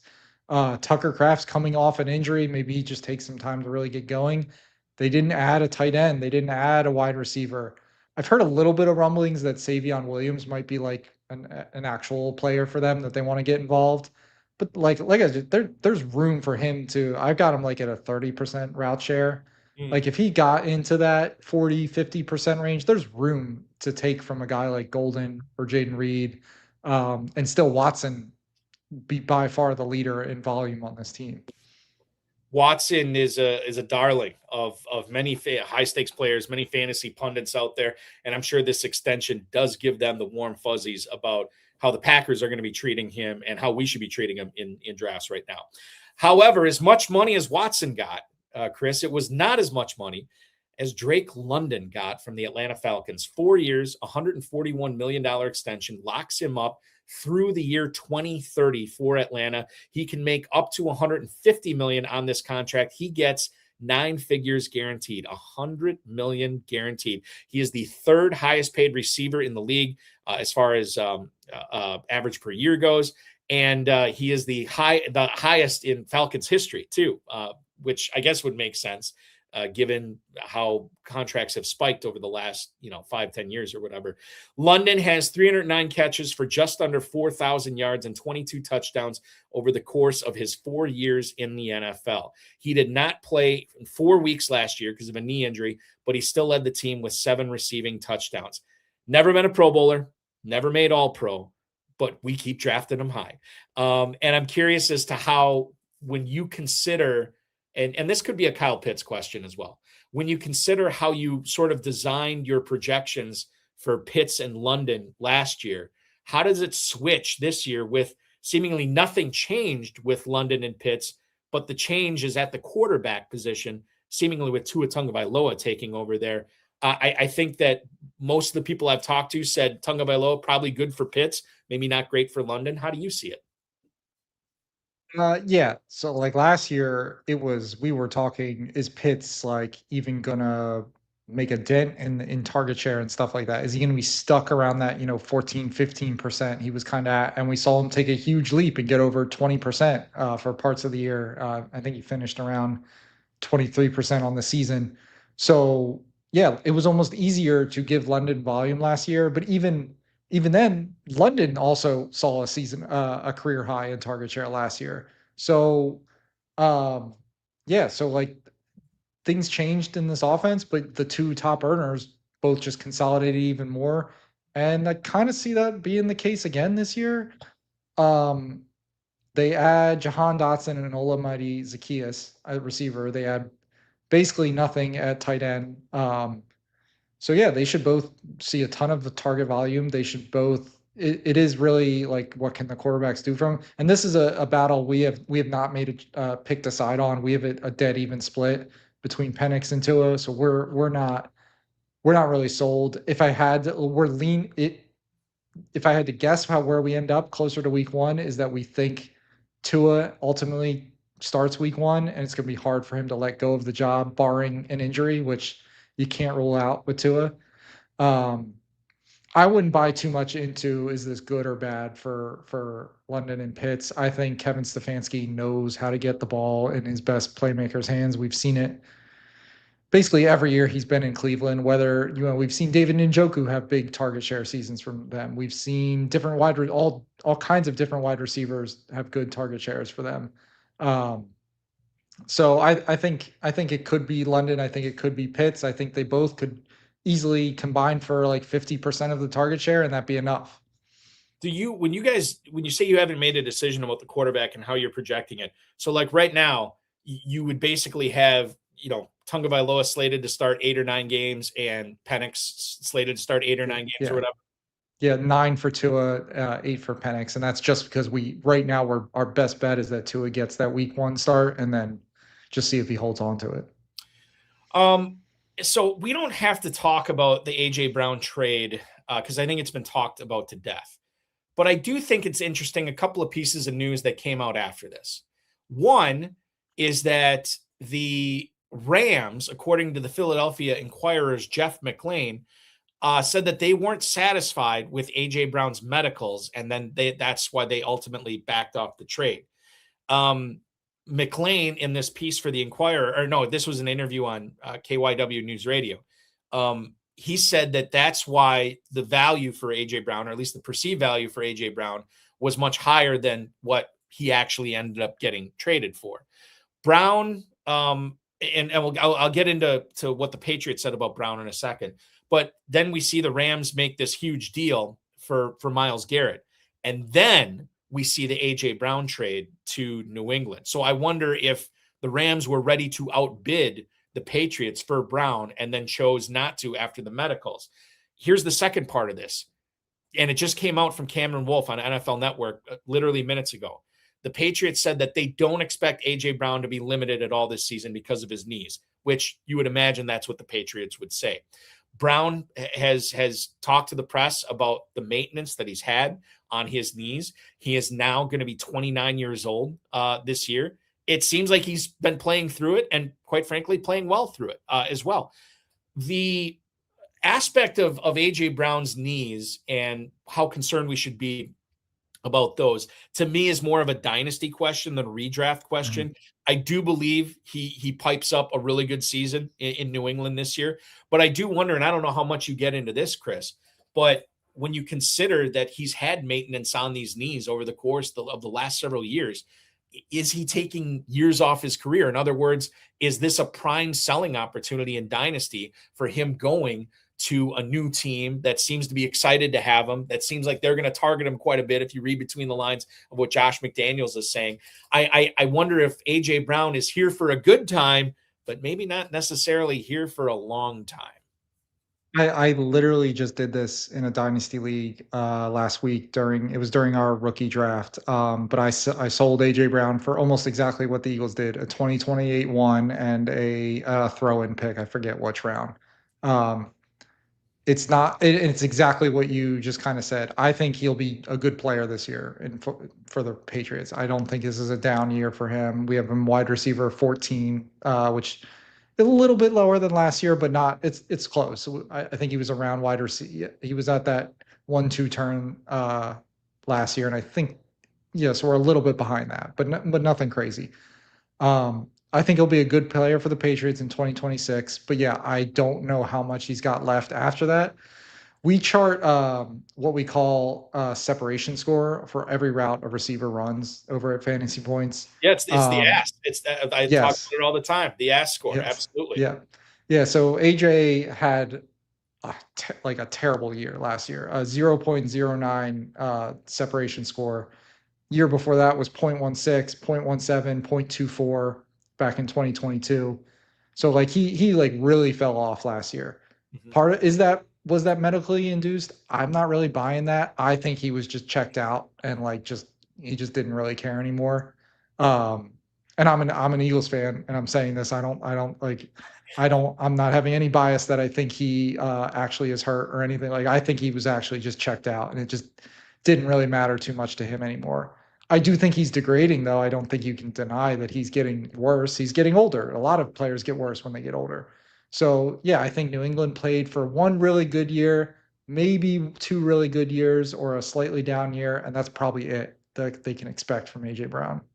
You got Drake May on a rookie contract. I mean, this is what most smart franchises do, is while you can avoid paying that quarterback, you bring in everybody else, right? And A.J. Brown is that everybody else. They got to the Super Bowl without him last year. He's definitely an upgrade over Stephon Diggs. Mm-hmm. We will see how far the Patriots get with Brown this year. In other news, I can't believe I'm doing this, but we're talking Odell Beckham again, Chris. Is it 2014 already, or whatever it would be, 2017? Odell Beckham apparently, at best, is going to be the Giants' third or fourth receiving option. Ralph Vacchiano from Fox Sports reported this. This was Monday that he signed with the Giants. And according to Vacchiano, he's going to be behind Mooney, Fields, Calvin Austin. And Vacchiano also said maybe more receivers here. Braxton Berrios and Juju Smith-Schuster were also signed that day. A journeyman, two journeymen really that are signed to the New York roster. Beckham is going to be 34 coming into this season. Smith-Schuster has not done much in several years. Braxton Berrios, to me, is more of a returner that has some wide receiver chops more than anything else. Here's the thing. When you sign three wide receivers on the same day in early June, when your top receiver was just seen at a celebrity softball game hobbling around the bases with a limp, and you have not been able to pinpoint when you expect this dude to be ready. And another one of your playmakers last year, Darius Slayton, is coming off core muscle surgery.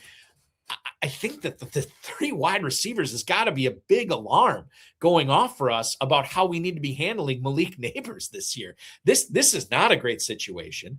The Giants have given us nothing concrete. And I guess what's the advantage of giving us anything concrete? But I don't feel good about Beckham being ready for week 1 at all. I don't know if he's going to be ready by October, quite frankly. I don't know at this point. I don't think the Giants know.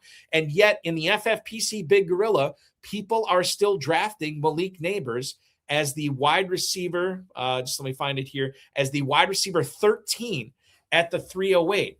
this is not where I want to be in business with. I don't know if you guys, you talked about Tuesday morning, you were talking about changing some of your projections. Have you changed anything on Neighbors recently, especially in light of this news about the Giants bringing in seemingly every free agent receiver and signing them?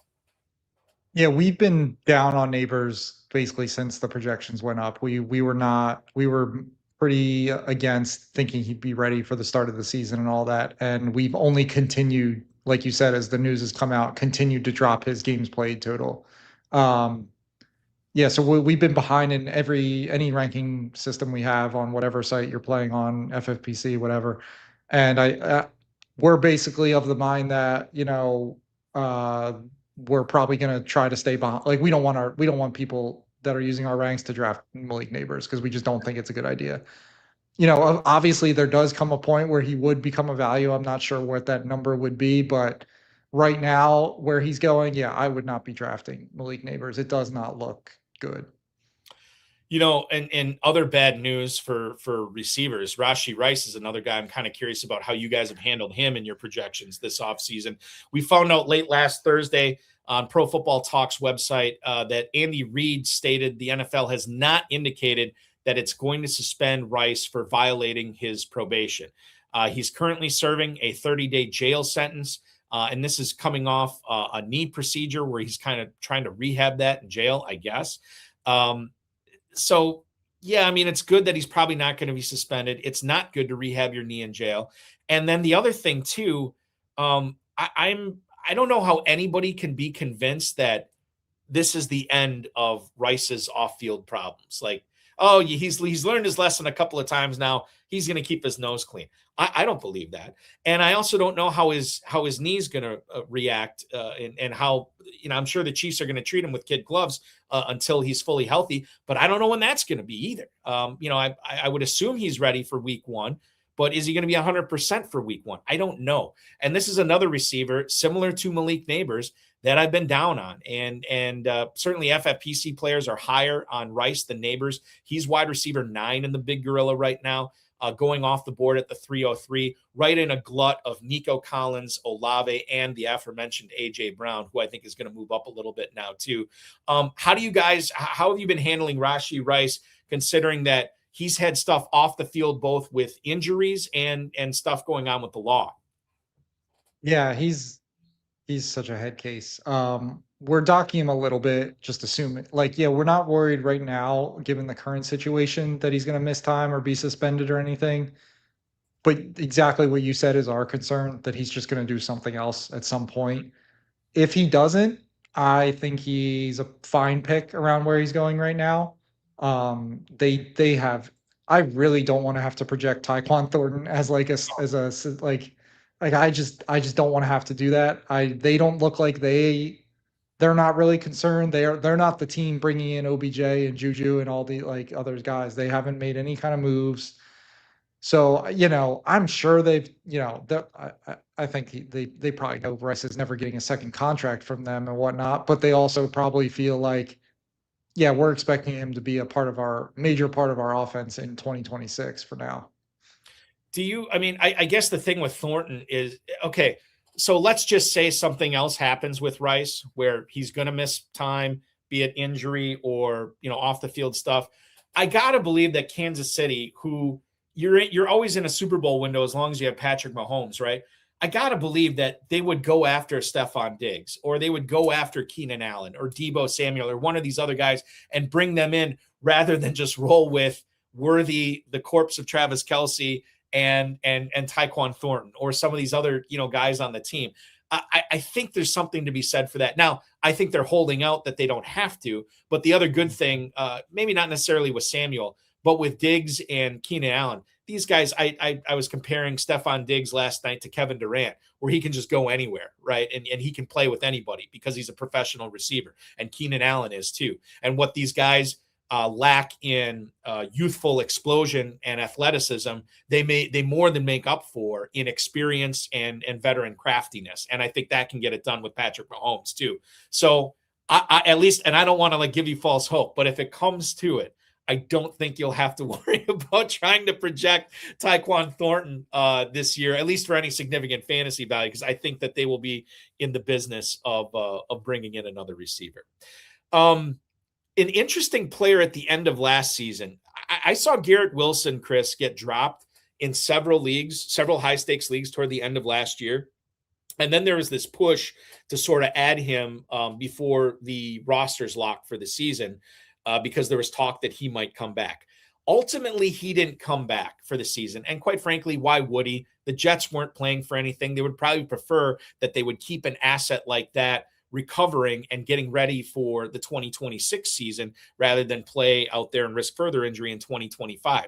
The Athletic had a report, I believe on Sunday, that Garrett Wilson was talking about his knee. He's been practicing at OTAs. He says his knee feels great. He lost 10 games to that knee last year.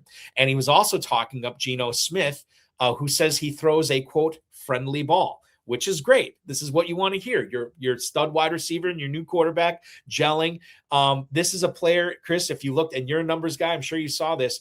It was a small sample size that Wilson played last year. But if you extrapolate that small sample size, he was on pace to do something very, very similar to his first 3 seasons in the league, which he went over 1,000 yards in all of them. And I think that a lot of people, myself included to a certain extent, penalize this guy for being on the New York Jets and playing in this offense that by and large is outclassed by every opposing defense that they played last year. And yet Garrett Wilson just seems to do yeoman's work and puts up numbers. And maybe I should be warming up to this player. And this is a guy that's going right now on average in the FFPC Big Gorilla competition over the last 5 days, all the way down at wide receiver 17 at the 404. Should players be pushing Garrett Wilson higher now that they have Geno Smith this season? How do you guys have it right now? What have you done with Garrett Wilson's projected numbers for 2026? Yeah, I think I came into it similar to you, where I was very meh on Garrett Wilson. I didn't hate him, didn't love him. I looked at they add Kenyon Sadiq, they add Omar Cooper, AD Mitchell is there now. A lot more target competition than he's had to deal with so far through his career, and kind of didn't give him quite the volume target share that he probably should have had, given all those additions. And Graham Barfield was talking to him the other day at Fantasy Points. He's super into Garrett Wilson and looked a little closer, and I ended up moving up Wilson to, I think we're a little bit ahead of ADP on him. Nothing crazy. I think it's just he plays for the Jets, and it's like everyone just like doesn't like the Jets. I do think the Jets have quite the bounce back season this year with Geno Smith at playing QB. I think any of these guys or multiple of them could pay off their ADPs, whether it is Omar Cooper, Kenyon Sadiq, AD Mitchell, Geno himself, Breece Hall, and then Garrett Wilson, of course. So like I kind of like drafting the Jets. It doesn't feel great, but I think a bunch of them are good, and Garrett Wilson would be by far the guy. If it does work out, he's the one that will benefit the most. Yeah, I need to get more Wilson. Quite frankly, I think I need to get more Hall on my team too, especially at his price, where he's going. I'm a fan of his this year. And then Kenyon Sadiq doesn't seem like, I felt like after what we saw with Loveland and Warren in 2025, that was going to cause this spike of Sadiq and Stowers going higher than probably what they should be. Given that they don't have the pedigree of those guys. They're not the prospects that those guys were. But I don't think anybody's been overreacting with Sadiq and Stowers. And Sadiq is a player that I've drafted a few times, probably continue to draft him as well as a second tight end. Who knows? If that Jets offense takes off, Sadiq could be a big reason behind that as well. We stick in the same division, Chris, and we move to Buffalo to talk about the newest Bills receiver, DJ Moore. Buffalo News had a story on Sunday about DJ Moore's connection with Josh Allen, and Moore said that there's some growing pains going on right now with this new offensive scheme, but he thinks everything is going to be perfect later on in the season. So it's interesting because he kind of gave a word salad to this answer. So, which doesn't really matter right now. You would just, you wouldn't expect Moore to be 100% exactly on par on the same page with Josh Allen at this point in the season. I've been saying for months that this is the bright offense for Moore to be in, where He doesn't have to be at this precise point that Ben Johnson and Caleb Williams needed him to be in Chicago. Josh Allen, he was asked about that when they got Moore, and he's like, yeah, I don't care about that kind of stuff. It just, I kind of know what he's doing. He kind of knows what I'm doing. And it's like jazz, they work together on that. DJ Moore is a player that I think people were initially excited about drafting. And I wouldn't say he's fallen at all, but I think he's stagnated as far as his ADP goes. More now wide receiver 23 at the 504. Bills offense is interesting because we know that they're going to be managing Dalton Kincaid's knee, according to Kincaid and the Bills. We found that out about a month or so ago. And we also know that outside of DJ Moore, it's the underwhelming, I shouldn't say underwhelming Khalil Shakir, because I think there's a case to be made that there's a really good wide receiver in there, and the Bills just don't give him enough of an opportunity. But we'll say the solid Khalil Shakir, and then not a whole lot else. I'm interested to see what you guys have been talking about, and you personally, Chris, what you believe DJ Moore's first season as a Bill is going to look like. I really like DJ Moore. I don't get where the hate on from him comes. Yeah, he did not have the seasons we've seen from him in the past with Ben Johnson. May have just been a scheme thing, just the way it worked out. They had multiple other guys that were very good at catching the football, and now he lands in an offense like you just described that really does not have pass catchers. DJ Moore is a guy that regularly has been over 25% target share. Last year was the first time basically ever that he's been below 20%. So yeah, we projected him right back up to that north of 24% like he's been. He should dominate targets in this offense. It's not the highest passing volume offense, so there is a little bit of a ceiling cap there unless for some reason the Bills become a super pass heavy team, which we have not seen from them. They kept I'm blanking on the OC's name that is now the head coach. Joe Brady. Yeah, Joe Brady. Yeah, they kept Joe Brady, so I don't think we're seeing some offensive shift. But it finally gives them a legit wide receiver one and a guy that can still separate well and can be on the field every single play. Like Khalil Shakir has to come off the field because he only plays in the slot and stuff like that. DJ Moore is not going to leave the field. He's going to be out there all the time. He's probably what they wanted Keon Coleman to be, different body type and stuff, but in terms of like always being on the field and soaking up a lot of targets. So yeah, I really like DJ Moore. The ceiling is capped because of the offense, but I think people are undervaluing him a little bit. Real quick, have we seen the best of Keon Coleman already, or is there something hiding there? I think it's probably over. I've got him with the fourth highest route share on the team. So, and close with Skylar Bell, like very close to him. So almost fifth. So it's like, I think it's probably over. It's falling apart before it even started for the Michigan State / Florida State product. I don't think it's falling apart for Alec Pierce. However, I do want to find out what you guys did when you found out in April about this ankle surgery that Alec Pierce had. So here's what's interesting. The Colts lock him up 4 years, $114 million. And then Pierce was having some pain in his ankle that just wasn't going away. So he consulted, like, I don't know how, more than two medical opinions, and he opted to have this surgery done on his ankle. 3-month recovery. He should be ready to go for training camp. But again, this is still surgery. This is still a 3-month recovery. Did you guys change anything with Pierce when you found out about the surgery? I would assume that you already had him higher than what you had, or you had bigger numbers for him than what you had last year because of the presence of Michael Pittman, and now he gets paid, or so on and so forth. Does the ankle surgery affect anything for you right now in regards to what you think Alec Pierce, what kind of start Alec Pierce is going to get off to this year?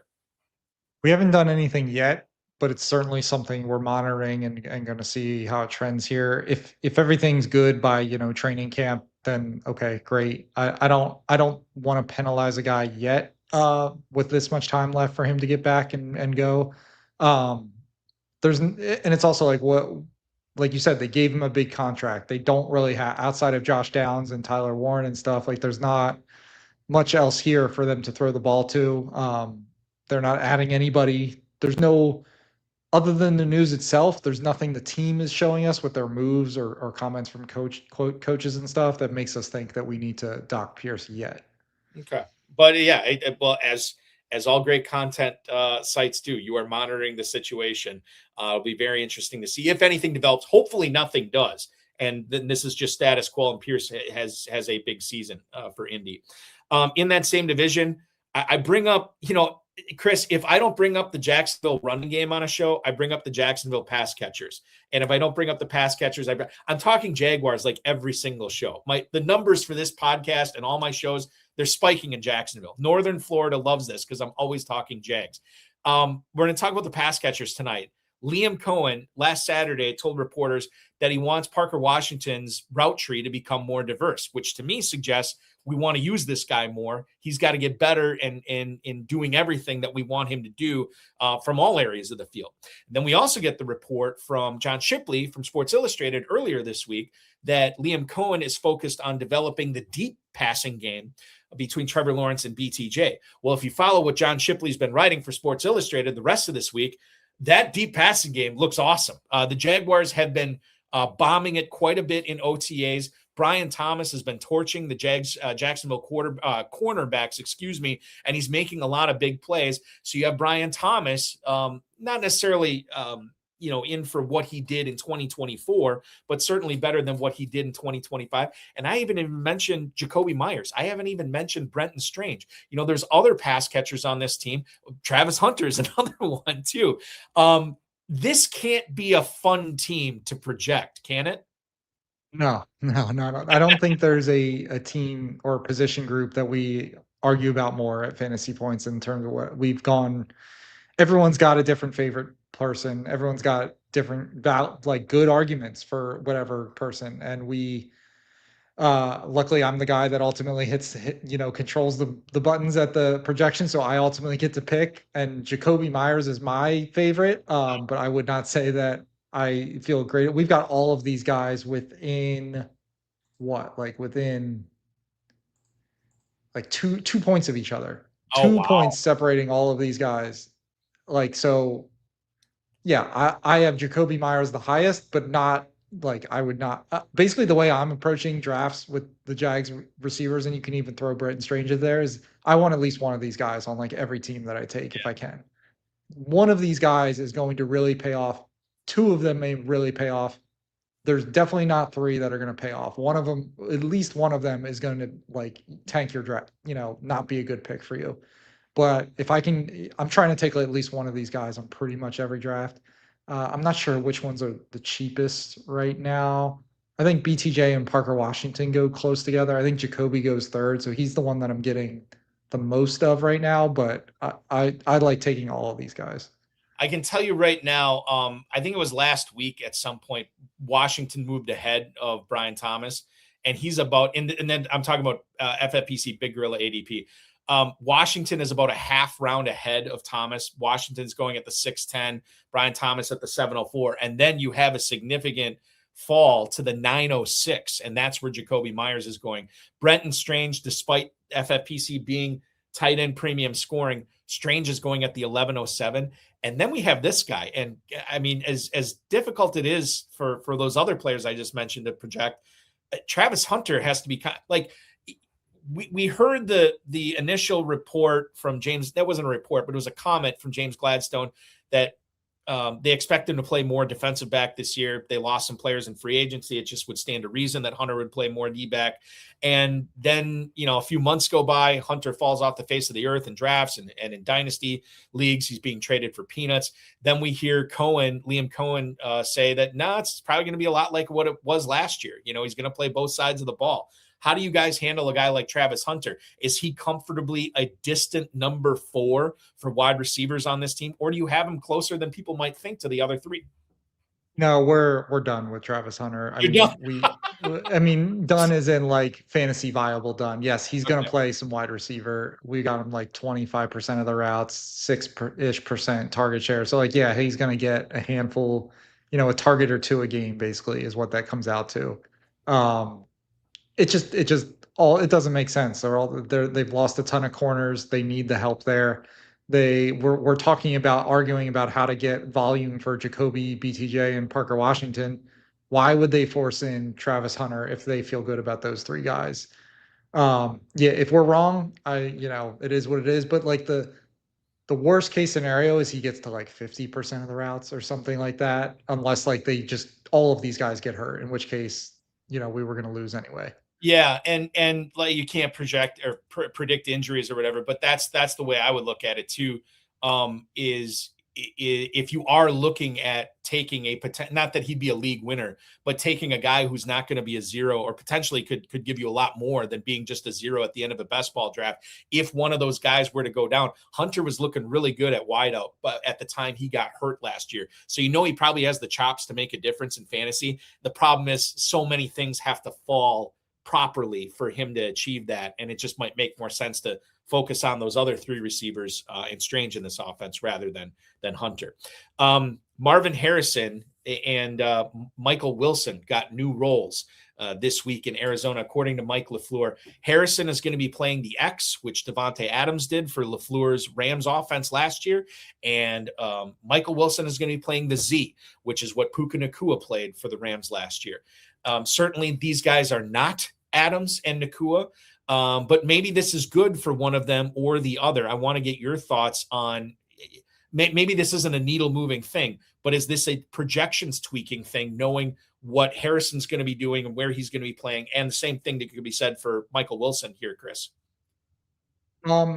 I haven't done an official projections tweak for that thing. It's something I'm weighing and kind of want to see, as we get more into training camp, like what that actually looks like. Cause I don't think Michael Wilson is the player that Puka Nacua is. Like, I just don't think they're remotely the same player. Although, you look at the end of last year and maybe I'm wrong on that, but we did make a pretty significant change to the Cardinals projection as a whole, recently this week, and it's largely just due to the quarterback situation, because we were looking at specifically the end of year, like what is the scenario where Jacoby Brissett is starting at the end of the year? This is a team that wants to tank. They don't want to win games. They're arguing right now with Jacoby Brissett about what to pay him. We're thinking it's pretty likely we see Carson Beck at the end of the year when you need these guys the most in your fantasy playoffs and stuff like that. They're not going to project well in those weeks. So we're largely trying to drive our people using our ranks from not drafting these guys right now. They obviously become a value at some point, but where they're going right now, I think, is a little too high. Yeah, I think the Carson Beck thing, it's starting to pick up steam. I think people are understanding like, oh, this could go really bad for me in December, even if it goes really good for me in October, November. But Theo was the one that brought that to mind, to my mind at least, like a month or so ago, and I've been avoiding these Cardinals receivers at their current price. But if they fall, then every man has his price. Let's do Mekhi Lemon here real quick. He's not practicing, may miss minicamp next week. Hamstring issue. You never like to see that with any player, much less a receiver, much less a rookie receiver. Certainly, this is a guy that you need to get right for training camp, given that A.J. Brown is gone, and they will be expecting him to be a significant contributor in year one. I'm all aboard the Devonta Smith train. I've been drafting him even before this trade. I love Smith this year. I just don't know how Lemon figures in this offense. Certainly, when you look at the Biletnikoff winner and the John Mackey winner coming in as rookies to Philadelphia to replace A.J. Brown and to go with the old standbys in Devonta Smith and Dallas Goedert. You also have Hollywood Brown there. You also have Dontavian Wicks there. Are there any players in Philly? I mean, I'm excited about Devonta Smith. You tell me if you're not. But are there any other players in Philly, pass catchers I'm talking about, that you're excited about now that A.J. Brown is in New England? Yeah, I think pretty much all of them. Devontae Smith, for sure. Very into him. I think he's like wide receiver 14 for us, right next to or one spot behind A.J. Brown, actually. Dallas Goedert is a guy I think people are totally forgetting about in terms of like what we've seen from him in the past. I think he is a lock for around a 20% target share. And then I definitely am in on Lemon too. Not at like, I'm not projecting him to be the Devontae Smith we saw with A.J. Brown on the team or anything like that, because I think Dontavian Wicks will play a good bit too. But you're going to get mostly 3 wide receiver sets here. I think the Eli Stowers pick is, he's going to play, but more of a future pick than it is a 2026 pick for them. Lemon was, so the thing with one thing with the Nick Sirianni Eagles we've seen over the past is they've historically not played or practiced with their rookies immediately in with the ones. Quinyon Mitchell, the corner they took from Toledo 2 years ago when they took Cooper DeJean too. Both those guys were not on the starting with the defense until like well into training camp. Like they didn't decide those guys, and they didn't have like other obvious corners then. So like Lemon, on the other hand, was I know he's hurt right now, but when he was practicing, was immediately playing with the ones. They didn't do this to Dontavian Wicks is starting or Darius Cooper or any of these other more veteran players. It was not Lemon. You're going to be the wide receiver 2 here, and you're going to, yeah, Devontae Smith will be the one, but I think Lemon's going to get, assuming he's healthy and able to learn the playbook and practice and all that stuff. I think he's going to immediately start producing for this offense like right as week 1 rolls around.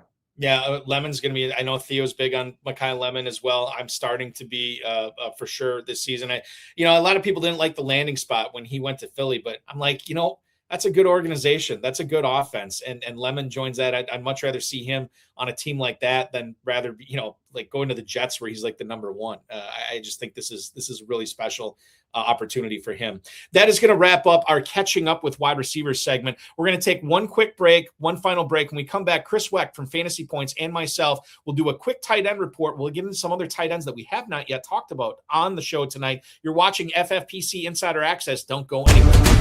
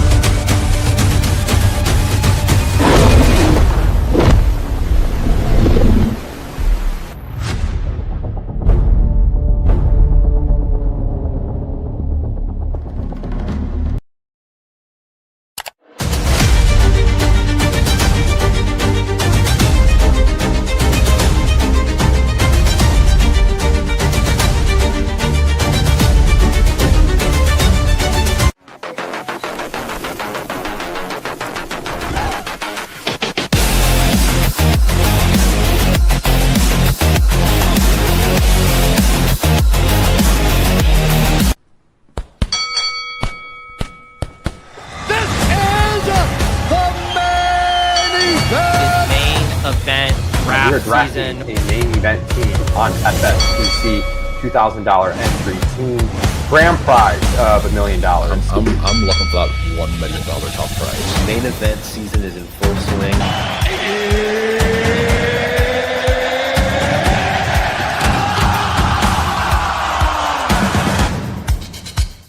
It is definitely time to wrap up the show. We're going to go with the tight end report to close things out tonight with Chris Wecht, the Director of Analytics for Fantasy Points, joining us on the show tonight. In the interest of time, I know I said we're going to get back to Bowers versus McBride, but I do want to talk about some of these other tight ends that I think are more compelling to talk about as far as ADPs go, especially with what you guys are doing at Fantasy Points in regards to projections for him. Matt LaFleur, the Packers head coach, said he's hopeful that Tucker Kraft is going to be ready by training camp or at least early in training camp. I think there's some question that he might not be ready to go week 1. When you consider Kraft coming off this, I think it was week 9 that he tore his ACL, and there's another ligament tear. I think he might have had some meniscus stuff. Don't quote me on that. I could be wrong on that, but I don't think it was just like a simple tear. Although it seems like everything's progressing nicely. Do you guys have him slated to playing a full season? And by the way, like when you have a guy coming off an ACL, do you kind of like bump down his projections, even if you do have him playing the whole season, knowing that even if these guys are able to play, they're not playing at 100% of what they were prior to the tear? There's a lot in there, Chris. I'll let you wax poetic on it. We recently moved him up to close to a full slate of games played. We're 1 game short of where that would be. We'll see how it progresses if he gets the full spot. When it comes to like his efficiency and stuff, even if Kraft didn't tear his ACL, he ran hotter than the sun in terms of his efficiency last year. That there was no world where we were going to be projecting him anywhere close to what he was doing last year in terms of he was like scoring a touchdown on over 3% of his routes, which is just a crazy number. Most players are in like the 1% something range. His yards per out run was like 2.6. So we crushed his efficiency. It didn't even matter that he tore his ACL. It was going to come down a good bit this year. He is going off the board right now in the FFPC Big Gorilla, actually fairly high, at least in regards to the tight end position. But Kraft is being selected on average as tight end 7 at the 512. I'm assuming you guys that you would not be encouraging people to draft him at that price. Not right now. We have him around tight end 12 overall, tight end 9 by points per game. So a little rich, but maybe he gets that 15th game. We'll probably end up being behind on him on ADP most of the season. The guy who's going right behind him as tight end 8 is the next guy I want to bring up. Sam Laporta participated in walkthroughs today at OTAs, which is good. According to Pride of Detroit, which I believe is the SB Nation Lions fan blog, the Laporta activity was 30 minutes of walkthroughs to begin practice. Still has not done positional drills, still has not done team drills, but this is obviously good. My thing, and I bring this quote up all the time, people who watch this show are probably sick of it. Chris, nobody ever says, I used to have a bad back. And that's my concern with Laporta, that he starts playing and getting smashed by linebackers and safeties, and all of a sudden this back thing flares up. It came out of nowhere seemingly at the end of last season where, oh, he got dinged up. Oh, he's going on IR. Oh, he's probably done for the year. What? It was all bing, bang, boom on that. And when you consider the price of Laporta at tight end 8 early in the 6th round, when he's already competing for targets with Amon-Ra St. Brown, when he's already competing for targets with Jameson Williams, Jahmyr Gibbs, and I'll throw in Isaac Tesla into that gumbo too, where it seems like this guy is taking a big step forward. And quite frankly, if Laporta misses any time this year, I think it would make sense to get Tesla on the field as much as possible. I'm down on Laporta. I don't know how you are. They're also docking him a game, but even with that said, he is the only guys we have ahead of him are Bowers, McBride, Warren, and Loveland. So we feel pretty good about Laporta. Okay. I mean, I'm not an Isaac Tesla fan. I don't think he's very good. Yeah, Amon-Ra and Williams and Jameson Williams are going to get theirs. Jahmyr Gibbs is going to get theirs. There's just enough volume in this offense, though, to go around. And I think, if you're talking about the tight end position in particular, where, touchdowns are such a big factor and the Lions are projected to score a lot of touchdowns. So, yeah, we like Laporta this year. We are a little nervous with the injury, but if you get a full season out of him, we're kind of talking he was drafted as the tight end 2 recently, right? A year or two ago. Yeah. Yeah. And like I can be persuaded. It makes me do feel better about the situation that you guys have him as high as you do, because you obviously know what you're doing. So I'll have to revisit that and take a second look and maybe get some more Laporta, because I think I got like one team with him so far this season. I want to wrap things up tonight with the Miami Dolphins. Greg Dulcich apparently has been one of the top performers at OTAs. Omar Kelly, who covers the Dolphins for the Miami Herald, said this. Jeff Hafley also said on Tuesday that the passing offense, shocker, is a work in progress right now. Malik Willis is trying to build chemistry with, Malik Washington, Jalen Tolbert, the aforementioned Greg Dulcich, the rookies, Kevin Coleman and Caleb Douglas. Yeah, exactly. I don't know what to think about this Dolphins offense. And I'm sure this wasn't pleasant for you guys to project out, because it's going to be bad. The Dolphins team is not competing for a Super Bowl this year.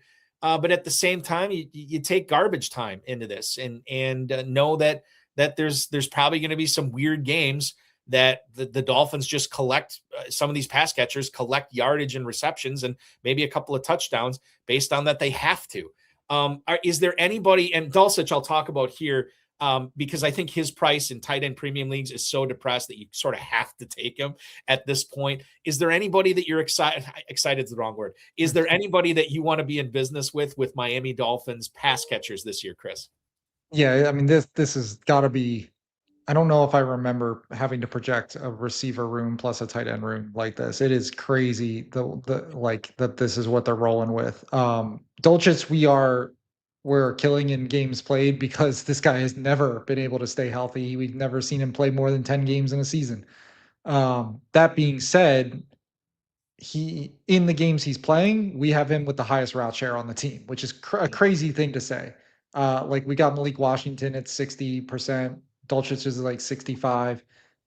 Some of the rookies at like 50%. Guys like Tolbert at like 30%. Like it's ugly. If I Dulcich in tight end premium in particular, yeah, I think he's a fine pick because of, especially if he stays healthy. I mean, man, he could really pay off. A-Chain, I think, is really good. Malik Washington, I'm not really excited about. It would be those rookies in Chris Bell, Caleb Douglas, Kevin Coleman Jr. that I'd like to take shots on. I'm not going to take shots on Tolbert or Tutu and stuff like that, though. And I'd like to say, well, hey, they could still sign Diggs or Allen or Samuel, but I can't imagine any one of those guys, even though it's in Miami, Chris, I can't imagine any one of those guys wanting to put their bodies through that pain for that team this year. Yep. The team at Fantasy Points is unbelievable. And the guy who's directing all the analytics there at Fantasy Points is Chris Wecht, at Chris Wecht FF on X. Always a treat when you come by. I definitely shifted some of my opinions on players based on some of the stuff that you've said tonight. Thank you for letting us peek behind the curtain a little bit with Fantasy Points. And I think everybody needs to be getting a subscription to Fantasy Points. The best way to do that, fantasypoints.com, right, Chris? What should they be doing there and checking out?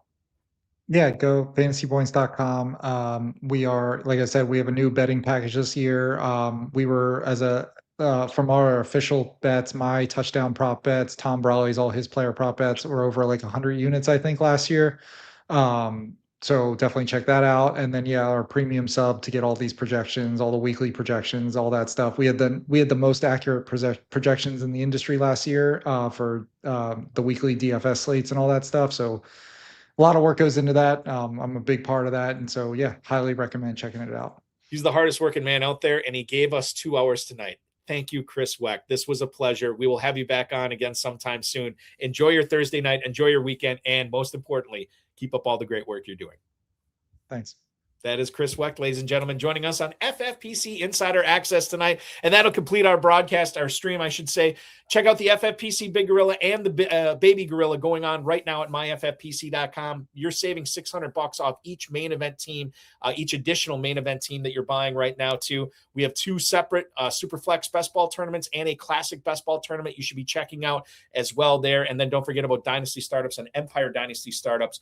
Chop League's also starting off at $35 and going up from there.